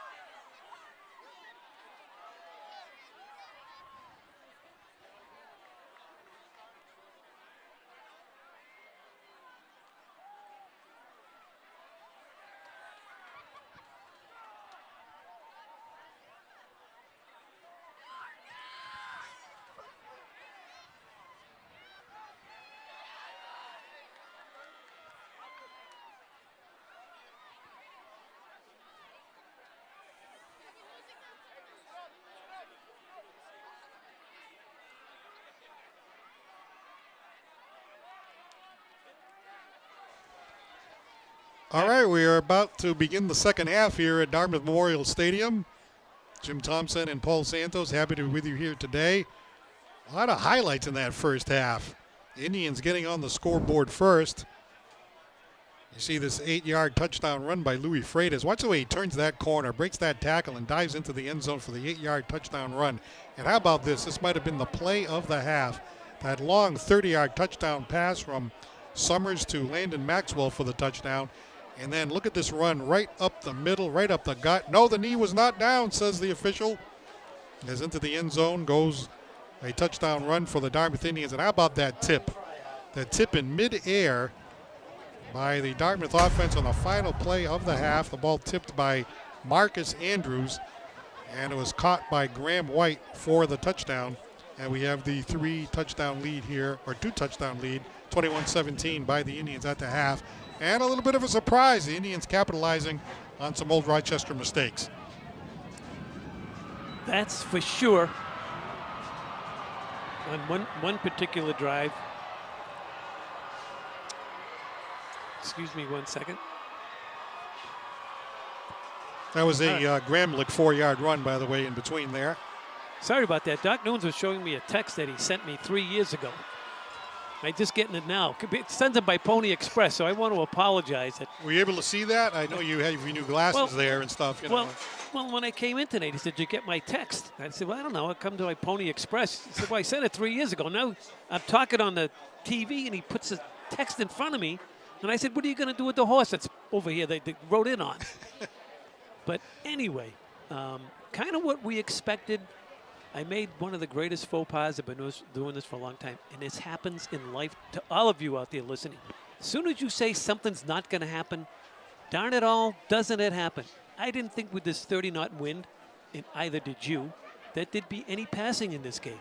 And sure enough, 2 touchdown passes, 1 for each squad. Yeah, absolutely, and very exciting, especially that pass by Summers to Maxwell, and then, of course, the one at the end of the half by Graham White. And then we saw that one also when Nico Morris put that one up there, kind of hung up there for a while, but it came down and was a nice 25-yard gain during one of the drives. So, yeah, the ball has gone up a number of times and a couple of times successfully for touchdown passes for both teams. Yeah, and we've seen Walter Rocher, outstanding player for Old Rochester, exactly as advertised. Yeah, he's really the whole package. You know, he comes out very, very quickly after the handoff. He has great explosiveness, great acceleration, a smart player. You can see him reading the holes on the offensive line. And even though the Indians have this 21-7 lead, Old Rochester has the explosiveness. Even though they're a running team, they can still break the long run. And so this is really going to be a challenge. Can this Dartmouth defense that has been stingy all season long, and even stingy in the first half of this game, can they continue to bend and not break against a team like Old Rochester? Well said. They've given up a lot of yards in this game. Only 7 points. Last week they shut out Greater New Bedford Regional Vocational, and in the first game gave up 9 points, losing on a late field goal to Bishop Stang. So the defense, although young and inexperienced, it has basically no brute force up front. They have a lot of quick kids, but they don't have a lot of beef. They don't have a lot of strength up front. But holding their own here against a powerful running team between Jackson Martin and Walter Rocher. Very, very, very good offensive skilled players as we look along the far sideline. The clock is still running here. There's still 25 seconds to go before we can begin play. And again, we want to welcome everyone tuning in on YouTube Live, YouTube TV. I have that, by the way. It is great, but the game is on YouTube, which you can get on YouTube TV, and you can get it on your basic cable as well. So thanks for tuning in and listening to Paul and I gabber on here before play begins here to start the second half. Well, you realize that's why they call it Dartmouth Community Media now? I know. You know, did you know that? That's the reason why they go by that. You put the 2 and 2 together there? I haven't. No. Because it took me a while to figure that out. Well, and the good news is I'm the chairman of the board. They don't tell me anything. They just say show up to the meetings and nod your head. I thought the chairman of the board was a guy named Frank. Yeah, well, that was a long time ago. That was a long time ago for you young people out there. They don't know what I'm talking about. No, that'd be Frank Sinatra. Yeah. Just ask your grandparents. But now we got a new chairman of the board. That'd be me. That'd be you. All right, Freitas ready to kick it off. This is exciting. Can the Indians hang on here? And you say hang on, they got a 2-touchdown lead, but Old Rochester is a seasoned veteran team, and let's see if they're able to come back against the Indians. And Arsenal watches the ball sail into the end zone on the fly as that wind now has picked up here in the second half. My guess would be 21 knots. That was a good guess. That's a good estimate. Well, I have a weather vane here, and you didn't know that on top of the press box. I installed one at my own expense. So Rochester gets it. Start the second half. Paul is scratching his head over there. Summers in there at quarterback. Jackson Martin along with Walter Rozier are the runners. Rozier, the tailback, dots the I.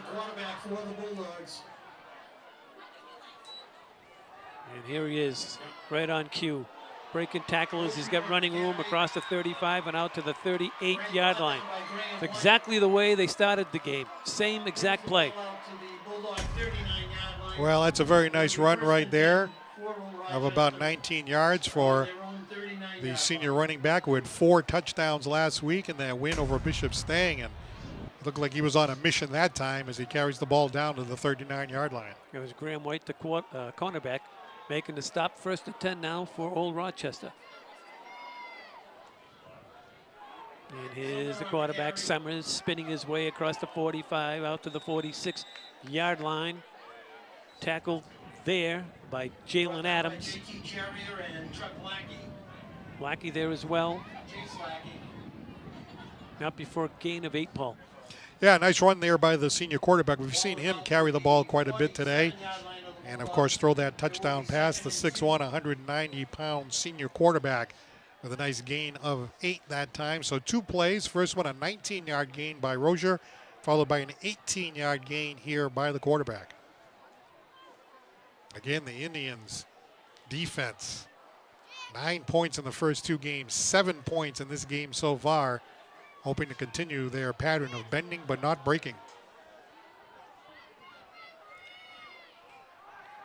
Here's Rozier. He's across midfield down to the 48-yard line. That was Jason Martin getting him around the ankles. Not before another Bulldog first down. It's the way they started the football game, Paul. Yeah, they did. They had the answering drive. Dartmouth had the first possession, but then they answered back and had an 80-yard drive that encompassed 12 plays, capped by that 30-yard touchdown pass by the quarterback to Maxwell. They're trying to repeat that here. Here's Rozier. He's got room. He's got himself a first down and more inside the 35 and finally rolls down for about the 30. Dylan Gomes finally got him down, but not before another big gain. Yeah, it's about a 19-yard gain. That's the second one like that for Rozier, and he's really getting into a groove here so far early in the second half for Old Rochester. This is exactly what Old Rochester wanted to do. Get the ball, get down the field quickly, and answer back the 2-touchdown lead that the Indians were able to get in the first half. Here's the option. The Indians defended very well. Coming across, making the stop was Chase Lackey.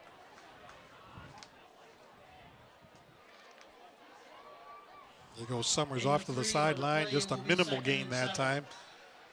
Tell you, just when you think Old Rochester is rolling, the Indians always seem to come up with a defensive play at the right time. It seems like when they run wide, they have the Indians have done a nice job keying on the option, but they've had great success running between the A and B gap all night long.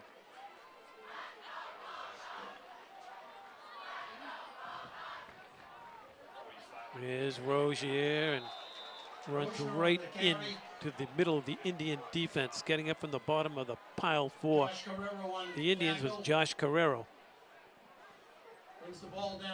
Now they're looking at 3rd down and a long 4, maybe 5 yards to go. Well, Old Rochester, they go back to Rozier when they think they need to, but how about that big hit right after he got the ball? As soon as he got to the line of scrimmage, maybe a yard beyond the line of scrimmage, he got drilled. And it sets up a 3rd down and 4. Indian defense continuing to play this Old Rochester team tough.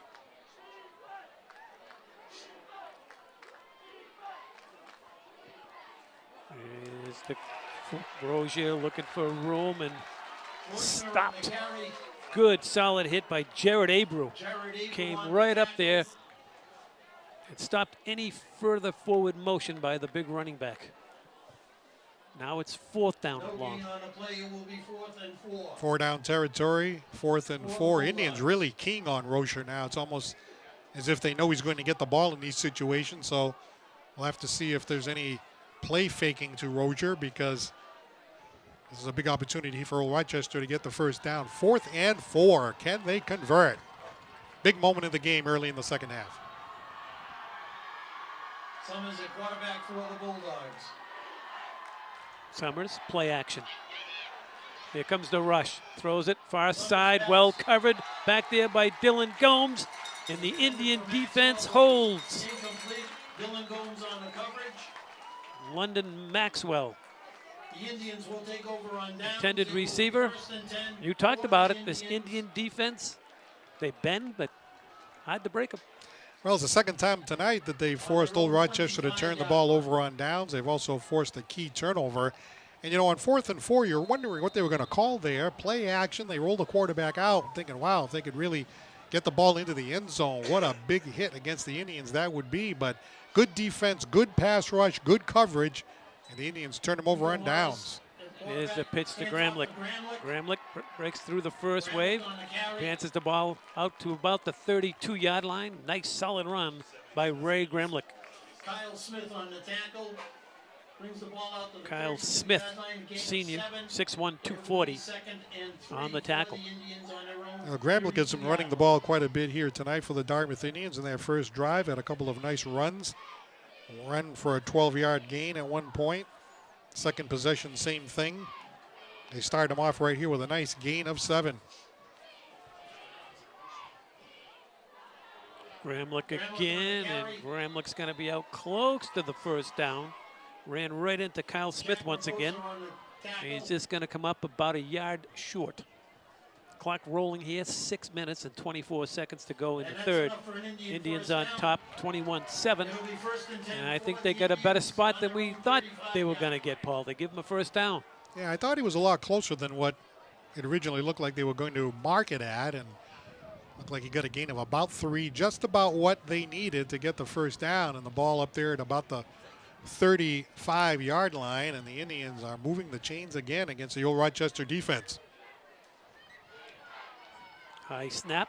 Morris is going to keep it. Looking for room. It's going to make something out of nothing. He gets it out to about the 37-yard line. Jack Raposa there for the Bulldogs. Morris did a nice job that time. It was a high snap.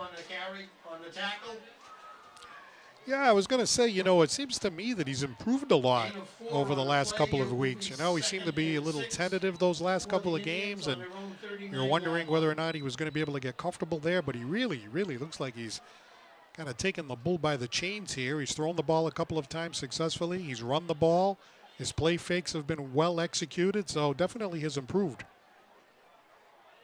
Being off the ball fake, going nowhere. Ran right into the arms of Bishop. No gain on the 3rd and 6. It will be 3rd and Good 6. news is, Paul, the clock keeps rolling in favor of the Indians with a 2-touchdown lead. Yeah, that last touchdown right before the half, with that tip ball, almost a Hail Mary type play where you think that the success rate is probably 5% or something like that. And they executed. Big moment right here. Here's Morris, rolls near side, tosses it, got a man caught! Enough for the first down. Coming down with it for the Indians was Chase Fenno. And I agree with you, Paul. Morris looked really comfortable tonight. Well, here he is rolling out. He needs this first down to keep the chains moving, keep the ball away from Old Rochester. Just does get it beyond the defensive back. And a great catch out there and a gain of about 15 for a first down. More importantly, eating up the clock, keeping possession of the football. Keep it away from Old Rochester. Flag is down. Marcus Andrew, the ball carrier, run out of bounds around the 38-yard line, but this may be coming back. Rudy Arsenault on the tackle. Indians are marching backwards. On the play. Officials converging there, as you see, just at midfield down below us here. Hey, if there are any young people out there, young men, young women, want to be a football official, check in with the MIAA. They are desperately seeking officials, not only in football, but in a lot of high school sports. Every team this year in football has to play a Thursday night game, which we played last week against Voc Tech.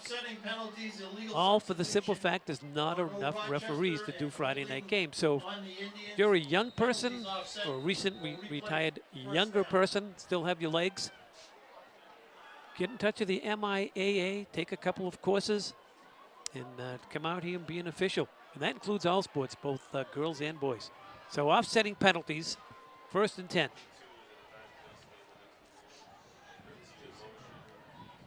Morris nowhere. Morris on the carry. They're doing a much better job here in the second half. Bishop, once again, he's had a heck of a game, hasn't he, Paul? Yeah, absolutely. We see him so many times. You get a good look at him right there. Hunter Bishop, the junior defensive lineman. Big kid too, 6'1", 210. Wastes no time reading that play and throwing Morris for a 3-yard loss. Rochester 49-yard line. Clock still in the Indians' favor. Keep on rolling. Keep it away from the high-powered Bulldog offense, who's only scored 7 points here tonight, but has moved the ball efficiently the whole night long. Here's Gremlick. Gremlick's got room. Still churning and marching those legs forward down to the 30-yard line, and a first down. Gain of 19. On the tackle, led by Jackson. What a big time to come up with a play like that. And Kyle Smith brings the ball all the way down. As we get a close-up of that Dartmouth Indian offense, what a great job by the Indians. They always seem to come up with a play when you really need it, both offensively and defensively. And unlike Old Rochester, so far no big mistakes, no big killer penalties, no turnovers by Dartmouth. And there you see that extra effort there by Gramlich, who's done a great job carrying the ball all night long. Ooh, that time he takes a shot as he got it just over the line of scrimmage, and that was Rozier, the linebacker on defense, with a good shot on Gremlich. No gain, 2nd down and 10. Approaching the 2-minute mark. Now you talk about the clock here. Again, the Indians, no turnovers, no big. From the Dartmouth point of view, you'd like to see them get some points here, but they're taking time off the clock and keeping the ball away from Old Rochester. There's Gremlich again. Had a little hole there, but Rozier said, wait a minute, young man. I'll give you the first 3 yards, but that's all you're going to get. Actually, they're only going to give him a gain of 1, perhaps 2. It will be 3rd and 9. 3rd down and long here for Dartmouth High School. 2-down territory for sure. Did you take a look at Ray Gramlich, Jim? Only a sophomore. A lot of young players on this team. So Indians are playing well this year, but the future very bright for this Dartmouth program. Here's Morris looking, tosses, throws behind. See what the Indians draw up here. 1:19 to go here in the 3rd quarter. Still a 2-possession game. There is time for Old Rochester to come down the field and get a couple of touchdowns, but we'll see what the Indians can draw up here to try to get the first down on 4th and 9. Morris, time, throws, got a man open, caught by Jalen Adams, and that's enough for a first down. Gain of 12, down inside the 20. Well, Morris looking more comfortable by the moment, dropping back into the pocket, and stationed beautifully there was Jalen Adams, also a junior. He turned around, he was wide open. Ball was delivered exactly on the numbers like it should be, and how about that? A 4th down conversion deep in enemy territory, another big first down for the Dartmouth offense. Gremlich off the toss. Gremlick's got the corner, squares his shoulders. This kid's a fine runner for a youngster. By Mateo Pina. Pina made the stop as he picked up a first down. It'll be first down and goal now for Dartmouth High School. Just amazing to watch this young Dartmouth Indian team. Really, I don't know if I would say dominating, but they took advantage of some big breaks they got there in the first half, converting on turnovers, converting with penalties committed by Old Rochester to the big play at the end of the half, and now playing with confidence here in this last drive. Freitas, and Freitas goes nowhere. Rozier that time coming across the line of scrimmage. Loss of a few. Freitas, who was an excellent runner, just couldn't get away from Walter Rozier. Coming up from his linebacker position. Rozier is everywhere. Loss of 3 on the play. Second down and goal. 4 wides for the Indians. Gremlick, the lone runner. And here is Gremlick, and he's going nowhere, perhaps back to the line of scrimmage. Morris comes over to talk it over with Ricky White, and I'm pretty sure they're going to let that clock run out. Ricky just standing there with his hands on his hips, looks up at the clock, and they're just going to let it run out. Key to the third quarter, Paul, I'm not so sure of time of possession, but it has to be at least 8 minutes for Dartmouth. Yeah, absolutely. This drive right now that the Indians are engaged in started at their own 25-yard line. It's still going. It's a 15-play drive unofficially so far. The ball deep in enemy territory here down at the enemy 13. And it's looking good to get it into the end zone, but more importantly, as you pointed out, all that time off the clock, all that time with possession of the ball. And again, they haven't turned it over. They haven't made any bad penalties or anything like that. And as long as that continues to happen, the Indians have a great opportunity to pull off what would be an upset if they can hang on here in the fourth quarter, because the pundits thought for sure that the Old Rochester Regional Bulldogs were going to be able to come in here and win this one. Yeah, they're a senior-laden team. We had talked to Bryce Guibo, the head man of Old Rochester, and he said the COVID year was big for these kids because it was a short season and the young kids had to play. And that sparked having a good year last year. And last year they got into the quarterfinals of the tournament before Rozier couldn't play in it. He had broken his collarbone a few games earlier.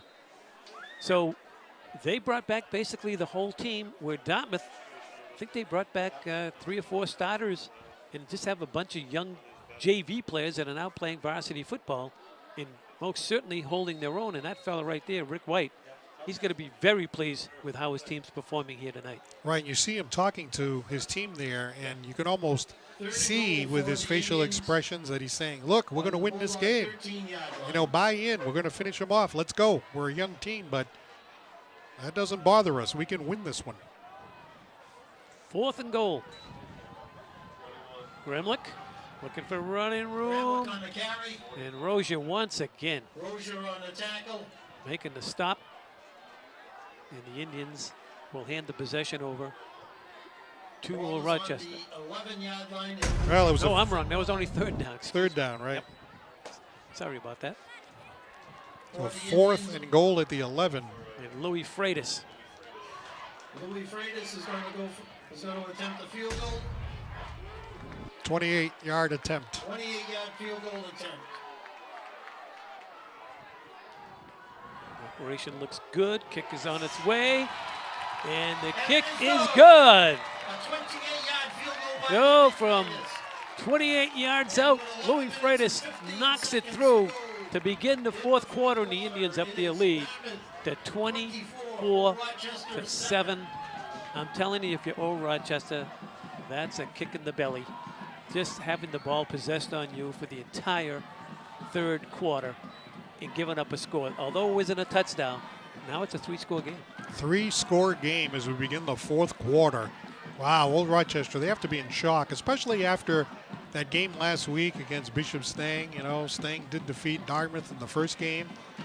So you have to figure Dartmouth and Stang seem to be, you know, pretty much in the same boat as far as talent and the return of players from the previous year. And Old Rochester played very well against Stang. Even with the mistakes, they still managed to come in the win column. So they had to feel pretty confident, especially the way Rozier played last week, but the Indians are having none of it. I have to say, I'm surprised, but pleasantly surprised. I think a lot of people on the home side would agree with you. We've watched Freitas throughout his career. He's got a very powerful leg. 28-yard field goal by Freitas. Arsenault stands deep to receive. And he's got it. And here he goes. And Arsenault runs full speed ahead up to the 35-yard line where he's taken down there. And Old Rochester now with just over 11 minutes to go in the ball game. They now trail by 3 scores. Cherry get credited with the special teams tackle. As we take a look at that special teams play, needing 3 scores in 1 quarter. The way Old Rochester plays with that ground game, very, very difficult. So you have to see whether or not they're going to be changing what they do. They may have to. And we know the quarterback can throw the ball. He's got a touchdown pass tonight from 30 yards out. So here comes Noah Summers. He's going to throw a quick pass out here to the near side, complete to Maxwell, and the Indians are right there. Dylan Gomes stopped him in his tracks, no gain. Dylan Gomes all pumped up, the senior for the Dartmouth Indians. We've seen him improve over the last couple of years. He was already a great player as a sophomore, but kind of small. And now he's one of the taller, strongest players out there as a senior, and he came up quickly to make that tackle. 2nd and 10.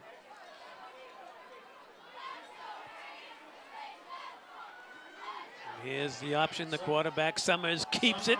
He runs right in to the Indians. Jalen Adams, along with Josh Carrero. Well, how discouraging is this if you're Old Rochester? Back-to-back plays of no gain. And the Indians continue to play better as the game goes along and with more confidence as the game goes along. You can almost feel that they feel that they're playing stronger as the game goes along. So Old Rochester on the ropes. It's hard when you're an option team to come back from a 3-score deficit. Let's see what the Bulldogs come up with. Just under 10 minutes to play here in the game. And now we have a timeout Bulldogs. Coach Guibo doesn't seem so happy across the way. No, he's only been there for 4 years, 4-year head coach. Talked to him before the game, was talking about running the option and all that, as you were talking about a moment ago. We were talking to Rick White before the game, and they came up with some good game planning on the Dartmouth side, but really a couple of things happening there in the first half. We talked about it before, Old Rochester with a number of penalties on their first drive, and the Indians capitalizing on their opportunities. And you know, Paul, looking at their coaching staff, I may be wrong. Paul Guibo, I believe, was a head coach. If not, I think he was at Stang for a while and perhaps somewhere else. Craig Sherman has been around longer than me. He was a head coach at a few places, and Henry Quinlan, I believe at one point, was a coach of Old Rochester, as well as maybe another stop or two. So it's a very experienced staff over across the way for Old Rochester. Down and 7 for the Bulldogs. So Summers looks at 3rd and 7. Summers at quarterback for the Bulldogs. He's going to roll to the far side. Throws in the flat. Got it. Caught.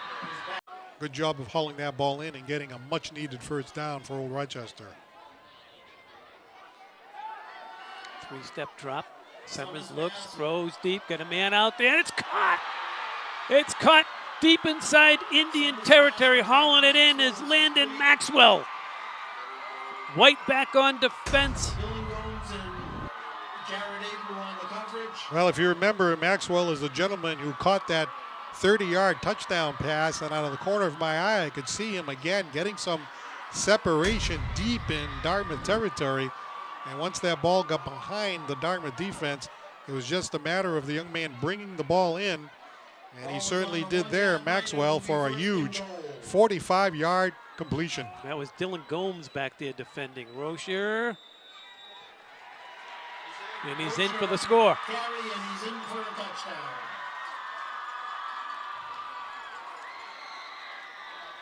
Well, it only took them unofficially 6 plays to get into the end zone. And once they got that 45-yard pass play to Maxwell, you knew who was going to get the ball. It was going to be Rocha. And Rocha scored 4 touchdowns last week against Bishop Stang. Now he's got 1 here against Dartmouth. And Old Rochester, an extra point away from getting this game back to within 10. Here's Wilson on to attempt the point after touchdown. Left footer, line drives it right through.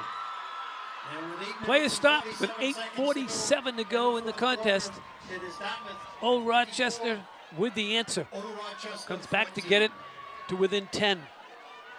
And now could the Indians once again drive the ball down the field and just play keep away? Well, they did it before, but can they do it again? It's a lot tougher to do it now as we get to the end of the game when it gets to be crunch time. And boy, this is the time of the game where you really got to take good care of the football. You still have a 2-possession game. That field goal, really, really huge right now. You take that field goal off the board and it's totally different, right? You still got the 2-possession lead.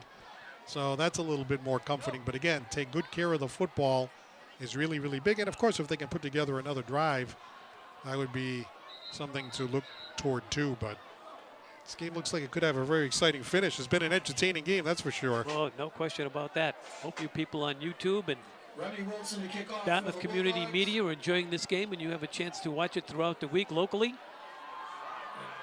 How about that 45-yard pass right before that touchdown run? Boy, did Old Rochester need that. Indians expecting perhaps an onside kick. Have 9 men up tight. Too early for that, I would think. Here's Wilson. Kicks it end over end, and it's going to go across the goal line, be a touchback.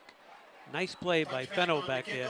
Watching closely as that ball, he was hoping it didn't be like one of your wedge shots. We're back up there, check up on the green ball, but fortunately went into the end zone. The Indians will start this drive from their own 20-yard line, leading yours. All right, let's get serious here. 10-point Indian lead. They possess the football, more importantly. Gremlick in there at the running back spot.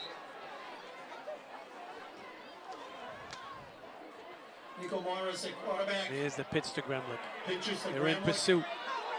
He's got room along the near side. Got himself a first down, lowers his shoulders. He got across the 35-yard line. And this young man's come out of nowhere. By number 11, Landon Maxwell.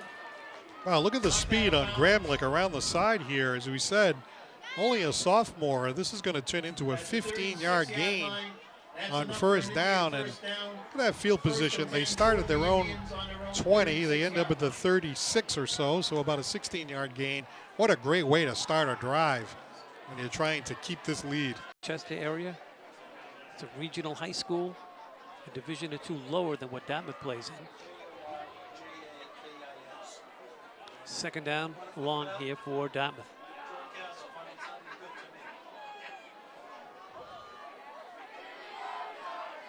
Here's the quarterback, Morris. They try to take the ball away from him. That didn't work, but they got him down anyway. Brendan Hubbard, the senior, 6'3", 250, in there to make the stop, bringing up 3rd down and 9.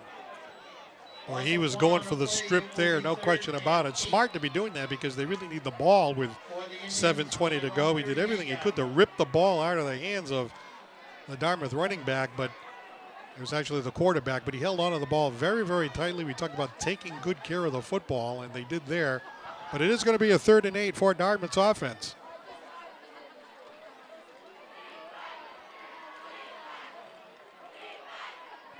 Andrew in motion, he's got it. Not going to go anywhere. Maybe a gain of 2. Marcus Andrews on the carry. Rudy Arsenal on the tackle. Arsenal made the stop. The Indians are going to have to punt the football away. Well, the Indians, they get the first down on the first 16-yard run by Gremlick, but then 3 and out after that, and now they have to punt the ball away. 6:31 to go, still a 2-possession game, but if you're Old Rochester, after that long pass that we saw before, they're certainly capable of putting the ball up. Jason Martin to Jason Martin will punt it away to Arsenal. Rudy Arsenal back deep for the Bulldogs. Good snap, no rush. High, spiraling kick. Arsenal under it. Got it. Fair catch. Down there at the 33. Smart play there by Old Rochester on special teams. You think maybe he'd try to run a little bit, but he saw that the ball was up there. The Indians had good coverage on special teams. You don't want to make a mistake there. So they're going to start right there at about the 33-yard line. First and 10, Old Rochester, 6:07 to go. This has turned out to be quite an exciting contest here at the stadium.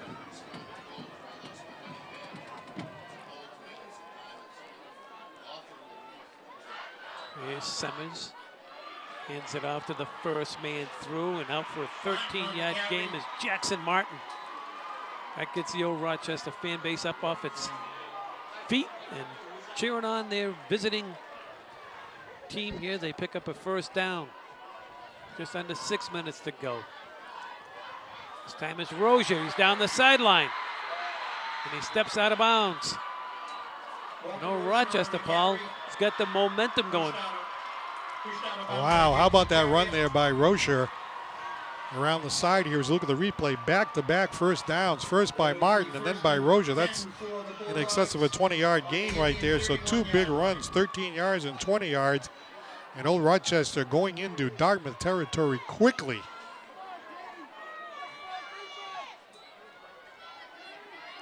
Here's the pitch to Rozier. And Rozier, fortunately, tripped up there nicely by Jared Abreu. Up to the line of scrimmage they come. Indian defense still moving around. Flag comes down. So does Martin. By a host of Indians. Where that flag is thrown, it looks like it would be illegal motion. Led by JT Chariot. Penalty marker on the play. Tell you, before you get the signal, Rozier looks like he was saying to himself, give me that ball. I'm angry. I want this ball. And ran down for a couple of nice runs, but this one we believe is going against Old Rochester. Let's see. So sure. Uh-oh. What do we say about if you say one thing, the opposite happens? Yeah, exactly. Let's see. Yeah, they're going to mark it back. He was doing a lot of talking with Coach Guibo across the way. And it's going to go against Dartmouth. Illegal substitution on the Indians. That's a tough one. We talked about mistakes. 5-yard penalty. That's the second illegal substitution call in this game. Against the Indians, absolutely, I know. Don't see that call too often. How about this, a 1st and 5. Very nice spot for Old Rochester to be in, the way they've been moving the ball the last couple of possessions. From the Indian 15-yard line. Summers looking, corner, throws, back there, incomplete. Graham White back there. The intended receiver was Remy Wilson. It almost looked like Old Rochester made up their mind that they were just going to throw it up there. And there were a lot of talk about 50-50 balls being thrown up there in Patriot games. And looked like he had his mind made up. And I was trying to see if there might have been some contact there. I was kind of looking to see, but we really didn't get a good look at that. But good defense by White. And it's 2nd and 10. 2nd and 5 for the Bulldogs. 2nd and 5, excuse me. Is Martin barreling through the middle of that Indian defense. And he's going to be just short. Carrero there to make the stop. Eli Johnson in there as well. Let's see. They're going to give him the spot. That was very close, and they give it to him. That was the thing about the 5-yard penalty. They could go for that pass, and even if it was incomplete, they knew they could get the first down because it was only 5 yards. 1st and goal. Rozier smashes into that defense. The ball's loose, but he may have been down. Let's see what the referees say. No, he was down. 4:40 and counting. See if we can pick it up here on the replay. Here goes Rozier. There's the knee down. The left knee was down well before the ball came out. 2nd and 5. Throw it wide open. Touchdown, Martin. This pass to Martin is complete for a Bulldog touchdown. It's a 5-yard They're back within 4. Well, there's Martin getting wide open in the end zone, and the quarterback, Noah Summers, just dropping the ball right in there, finding a space in that Dartmouth defense. And Old Rochester with 2 quick back-to-back touchdowns have crawled their way back into this one. An extra point away from making this a 3-point game. Wilson on to attempt. Good hole. Kick is up. And the kick is good. Clock is stopped here at the stadium. Indians clinging on for dear life. They're ahead 24-21. Here's your time. 4 minutes, 19 seconds. Well, in the 4th quarter, it's been Old Rochester coming to play here, needing to come back from 3 scores down. They had that 45-yard pass right down there to Maxwell from the 48-yard line down to the 3, and then the 3-yard touchdown run right after that. And then Dartmouth, after a quick first down, going 3 and out right after that, bringing it back to Old Rochester, and then 8 plays later, they're in the end zone again with this 5-yard touchdown pass to Martin. So Old Rochester with 2 scores here in the 4th quarter. Now watch 40's done the blocking all night long for Rozier. They don't even check him. The defense, if we run it back one more time, guys. Nice and slow. 40's been blocking the whole night. Watch. 45 goes one way. They key on 45, and he slips out of the backfield. This time, not blocking for him, goes opposite the running back. All eyes on Rozier. He sneaks out of the backfield. And understandably so that all eyes are on Rozier, but did you see Wilson Side kick here, ball's loose. And it looks like the Indians have recovered it. And I believe it was Adams coming up with it. It's not easy for a high school kid. Well, gutsy move there by Coach Gilbo. Although the Indians have had some success offensively the last time they had the ball. After that quick first down, the Old Rochester defense shut them down 3 plays in a row. So with over 4 minutes to go, why wouldn't you try to pin him deep? Here's Gremlick. Gremlick out for a solid run of a few. And that big 45, once again, Rozier, he's a tough kid. Actually going to say his knee touchdown after a 1-yard gain. Well, we're announcers. We get the second guess, right? We do. Third, we'll call it a long 3. Might be the most important play of the game coming up. Indians need to possess the football. 3:26 and counting, as you can see on the screen. First down here would be a real dagger to Old Rochester, especially with the failed onside kick. And they get up to the line of scrimmage. Timeout, Indians.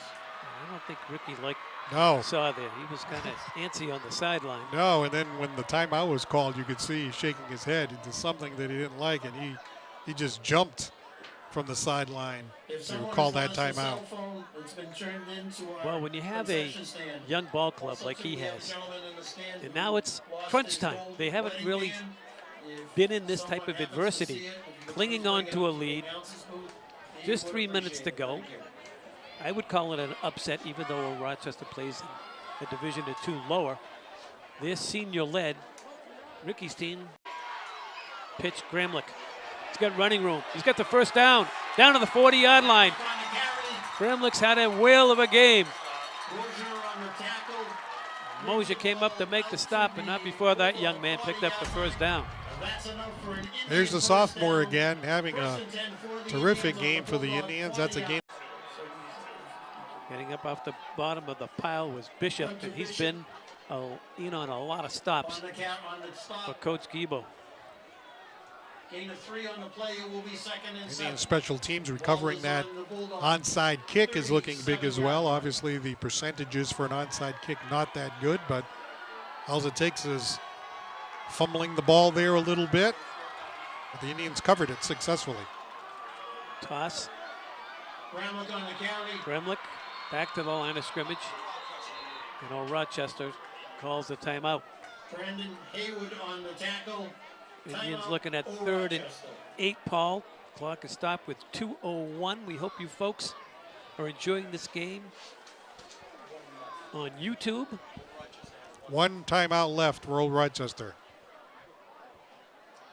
And for the folks in town, watching it locally on Dartmouth Media. And don't forget, for you folks in town, when you're really looking for something to do, like on a cold, rainy day, the days are getting shorter, darker, you know, you might just want to get on the internet and look for the Paul Santos Live. I watch it live, and I make it through about 3 minutes. That long? I make it through 3 minutes. No, I enjoy it. It's an entertaining. You learn a lot about musicians and people in Greater New Bedford. So check it out. Support our man Paul Santos. Thank you, sir. High snap. Gramlich again and gets right to the line of scrimmage, and down he goes. Going to lose a yard or 2. Hunter Bishop once again. Final timeout taken by Old Rochester.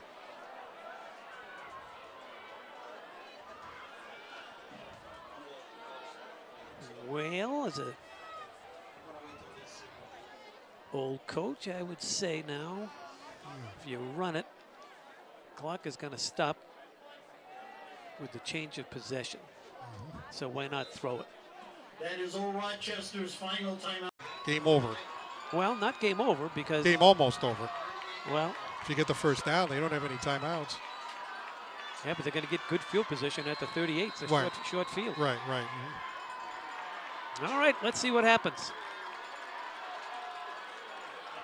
Well... Okay. Arsenal back.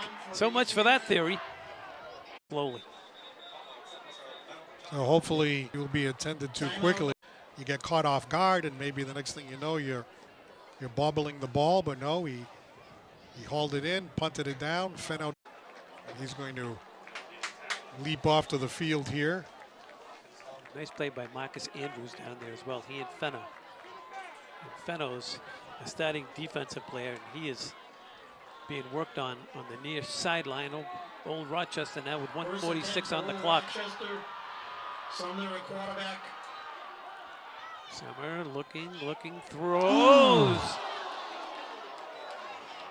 Nearly picked off by the Indians. Wilson, the intended receiver. Graham White on the Graham coverage. White had a shot at it. 2nd and 10. Doesn't look like Noah Summers and Remy Wilson were on the same page there. Look at this pass right here. It went way over the head of Remy Wilson. And lucky for Old Rochester that it was not intercepted by Dartmouth.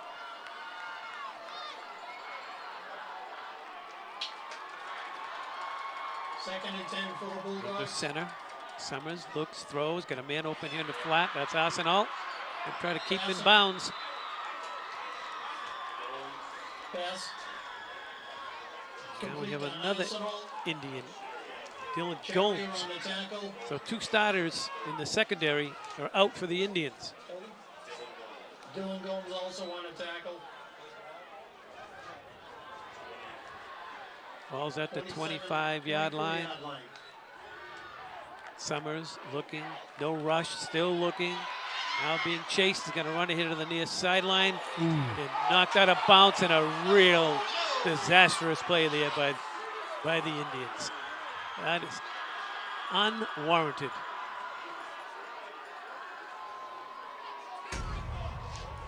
Well, I think he did hit him after he was out of bounds. Let's take a look here. You see the quarterback running away, and you know he's going to go out of bounds there. Well, he hit him. I don't know if he was out of bounds here when he hit him, but he drilled him. Did appear to be in bounds when he got hit. But again, Old Rochester coming down the field here, and they did do a good job getting out of bounds on successive plays with no timeouts. Jackson Hart came over. Gets called for the personal foul. Against the Indians. Yeah, he's 15-yard penalty. just a young man trying to make a play. For the Bulldogs on their own 46-yard. Sharrier, you know, he was still in bounds. Was it Sherry or a Hot? Oh, I thought that it was Quill. number 9. Okay. Well, Sherry. It's a quick toss out in the flat.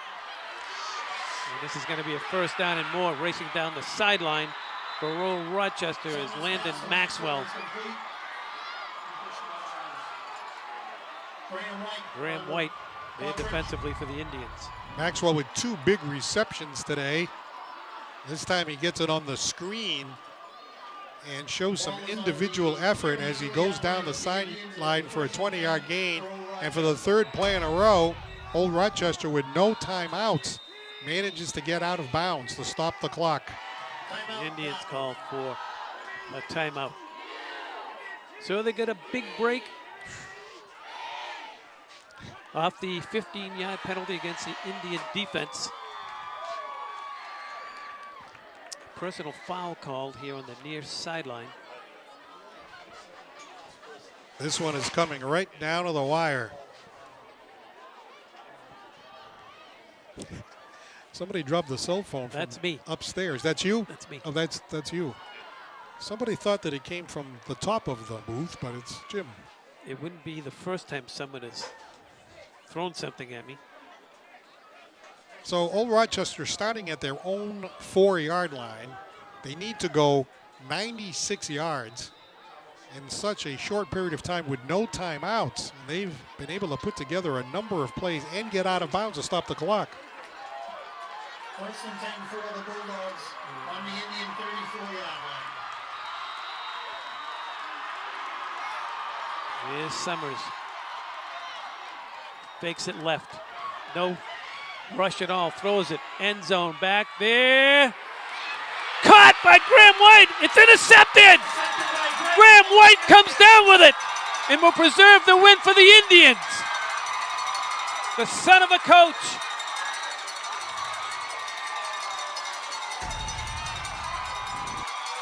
Old Rochester decides to go for it all here. There goes the senior quarterback, loading it up into the end zone. And look at this play by Graham White as he battles there with the man that's been making all the receptions down there tonight, Landon Maxwell. But no, it's that guy, White, that ends up with the ball. Big interception. First down, Dartmouth. I think the Old Rochester bench, they thought the ball perhaps wasn't caught cleanly. It might have bounced off the turf, is what I'm imagining, because they were hot across the way. Perhaps after this play, we can get another look at it. Look at it again. The Indians come up in victory formation. What a heck of a high school football game. We hope you guys have enjoyed it. Okay, let's take a look. He's going for Maxwell in the end zone. Graham White defending. Morris on the kneel down. Loss of 1 on the play.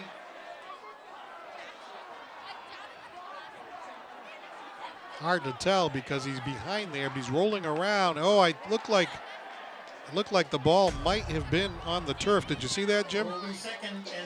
Yeah, when you fall flat on your chest like that, but perhaps he had it pinned to his shoulder. We'll take it. Great play by Graham White. It's an upset. And the Indians are gonna survive. There's still time on the clock. Believe it or not. And there's a penalty flag down, but both teams are shaking hands, so we'll call it a victory for the Indians. And what a victory it was. The final score here from the stadium. Dartmouth High School 24, Old Rochester 21. Here we go. Paul? Now try to keep an eye on Graham White after he gets the ball behind Maxwell. He's coming down behind the plate, goes onto his stomach. Now right through there, can we see the ball? Now a few seconds have already gone by. His hand is there. Perhaps the palm of his hands or his knuckles were under the ball. Really hard to tell, but certainly close enough to say that they made the call on the field. The call, of course, stands. And the Indians with a great victory here today against Old Rochester. Most certainly was. What a game. Indians up their record to 2-1, back-to-back victories. Voc Tech last week, and now the Bulldogs from Old Rochester. And it was everything we expected, except there was so much passing. We didn't expect it with this brisk wind here all night long. It was just a great game to call. Well, we saw that 30-yard touchdown pass from Summers to Maxwell by Old Rochester, but how about the touchdown pass at the end of the half, at the very end of the half, to Graham White? The ball was tipped in midair by Marcus Andrews, kind of like a Hail Mary at the end of the half. That was a big play. You also had that very important field goal kick by Louis Freitas, which was the difference in the game. You take that away. Some penalties by Old Rochester. Turnover where the Indians capitalized at the enemy 14. The onside kick. You know, you look at it now, maybe if they didn't do the onside kick, which is what I thought was not a good idea, maybe Old Rochester gets to come down the field without being pinned so deep. So a lot of big plays, and the Indians made them when they had to, both offensively and defensively. What an entertaining game tonight, and a very satisfying win from the Dartmouth point of view. That was a fun game. That was a great game. Thank you, folks, for tuning in. Andrew and Nikki, congratulations once again from all of us from the DCTV staff. Our final score for the final time, Dartmouth High School 24, Old Rochester 21. For my sidekick, Paul Santos, and all the guys and gals in the truck producing and directing this game, I'm Jim Thompson. Until next time, so long, everybody.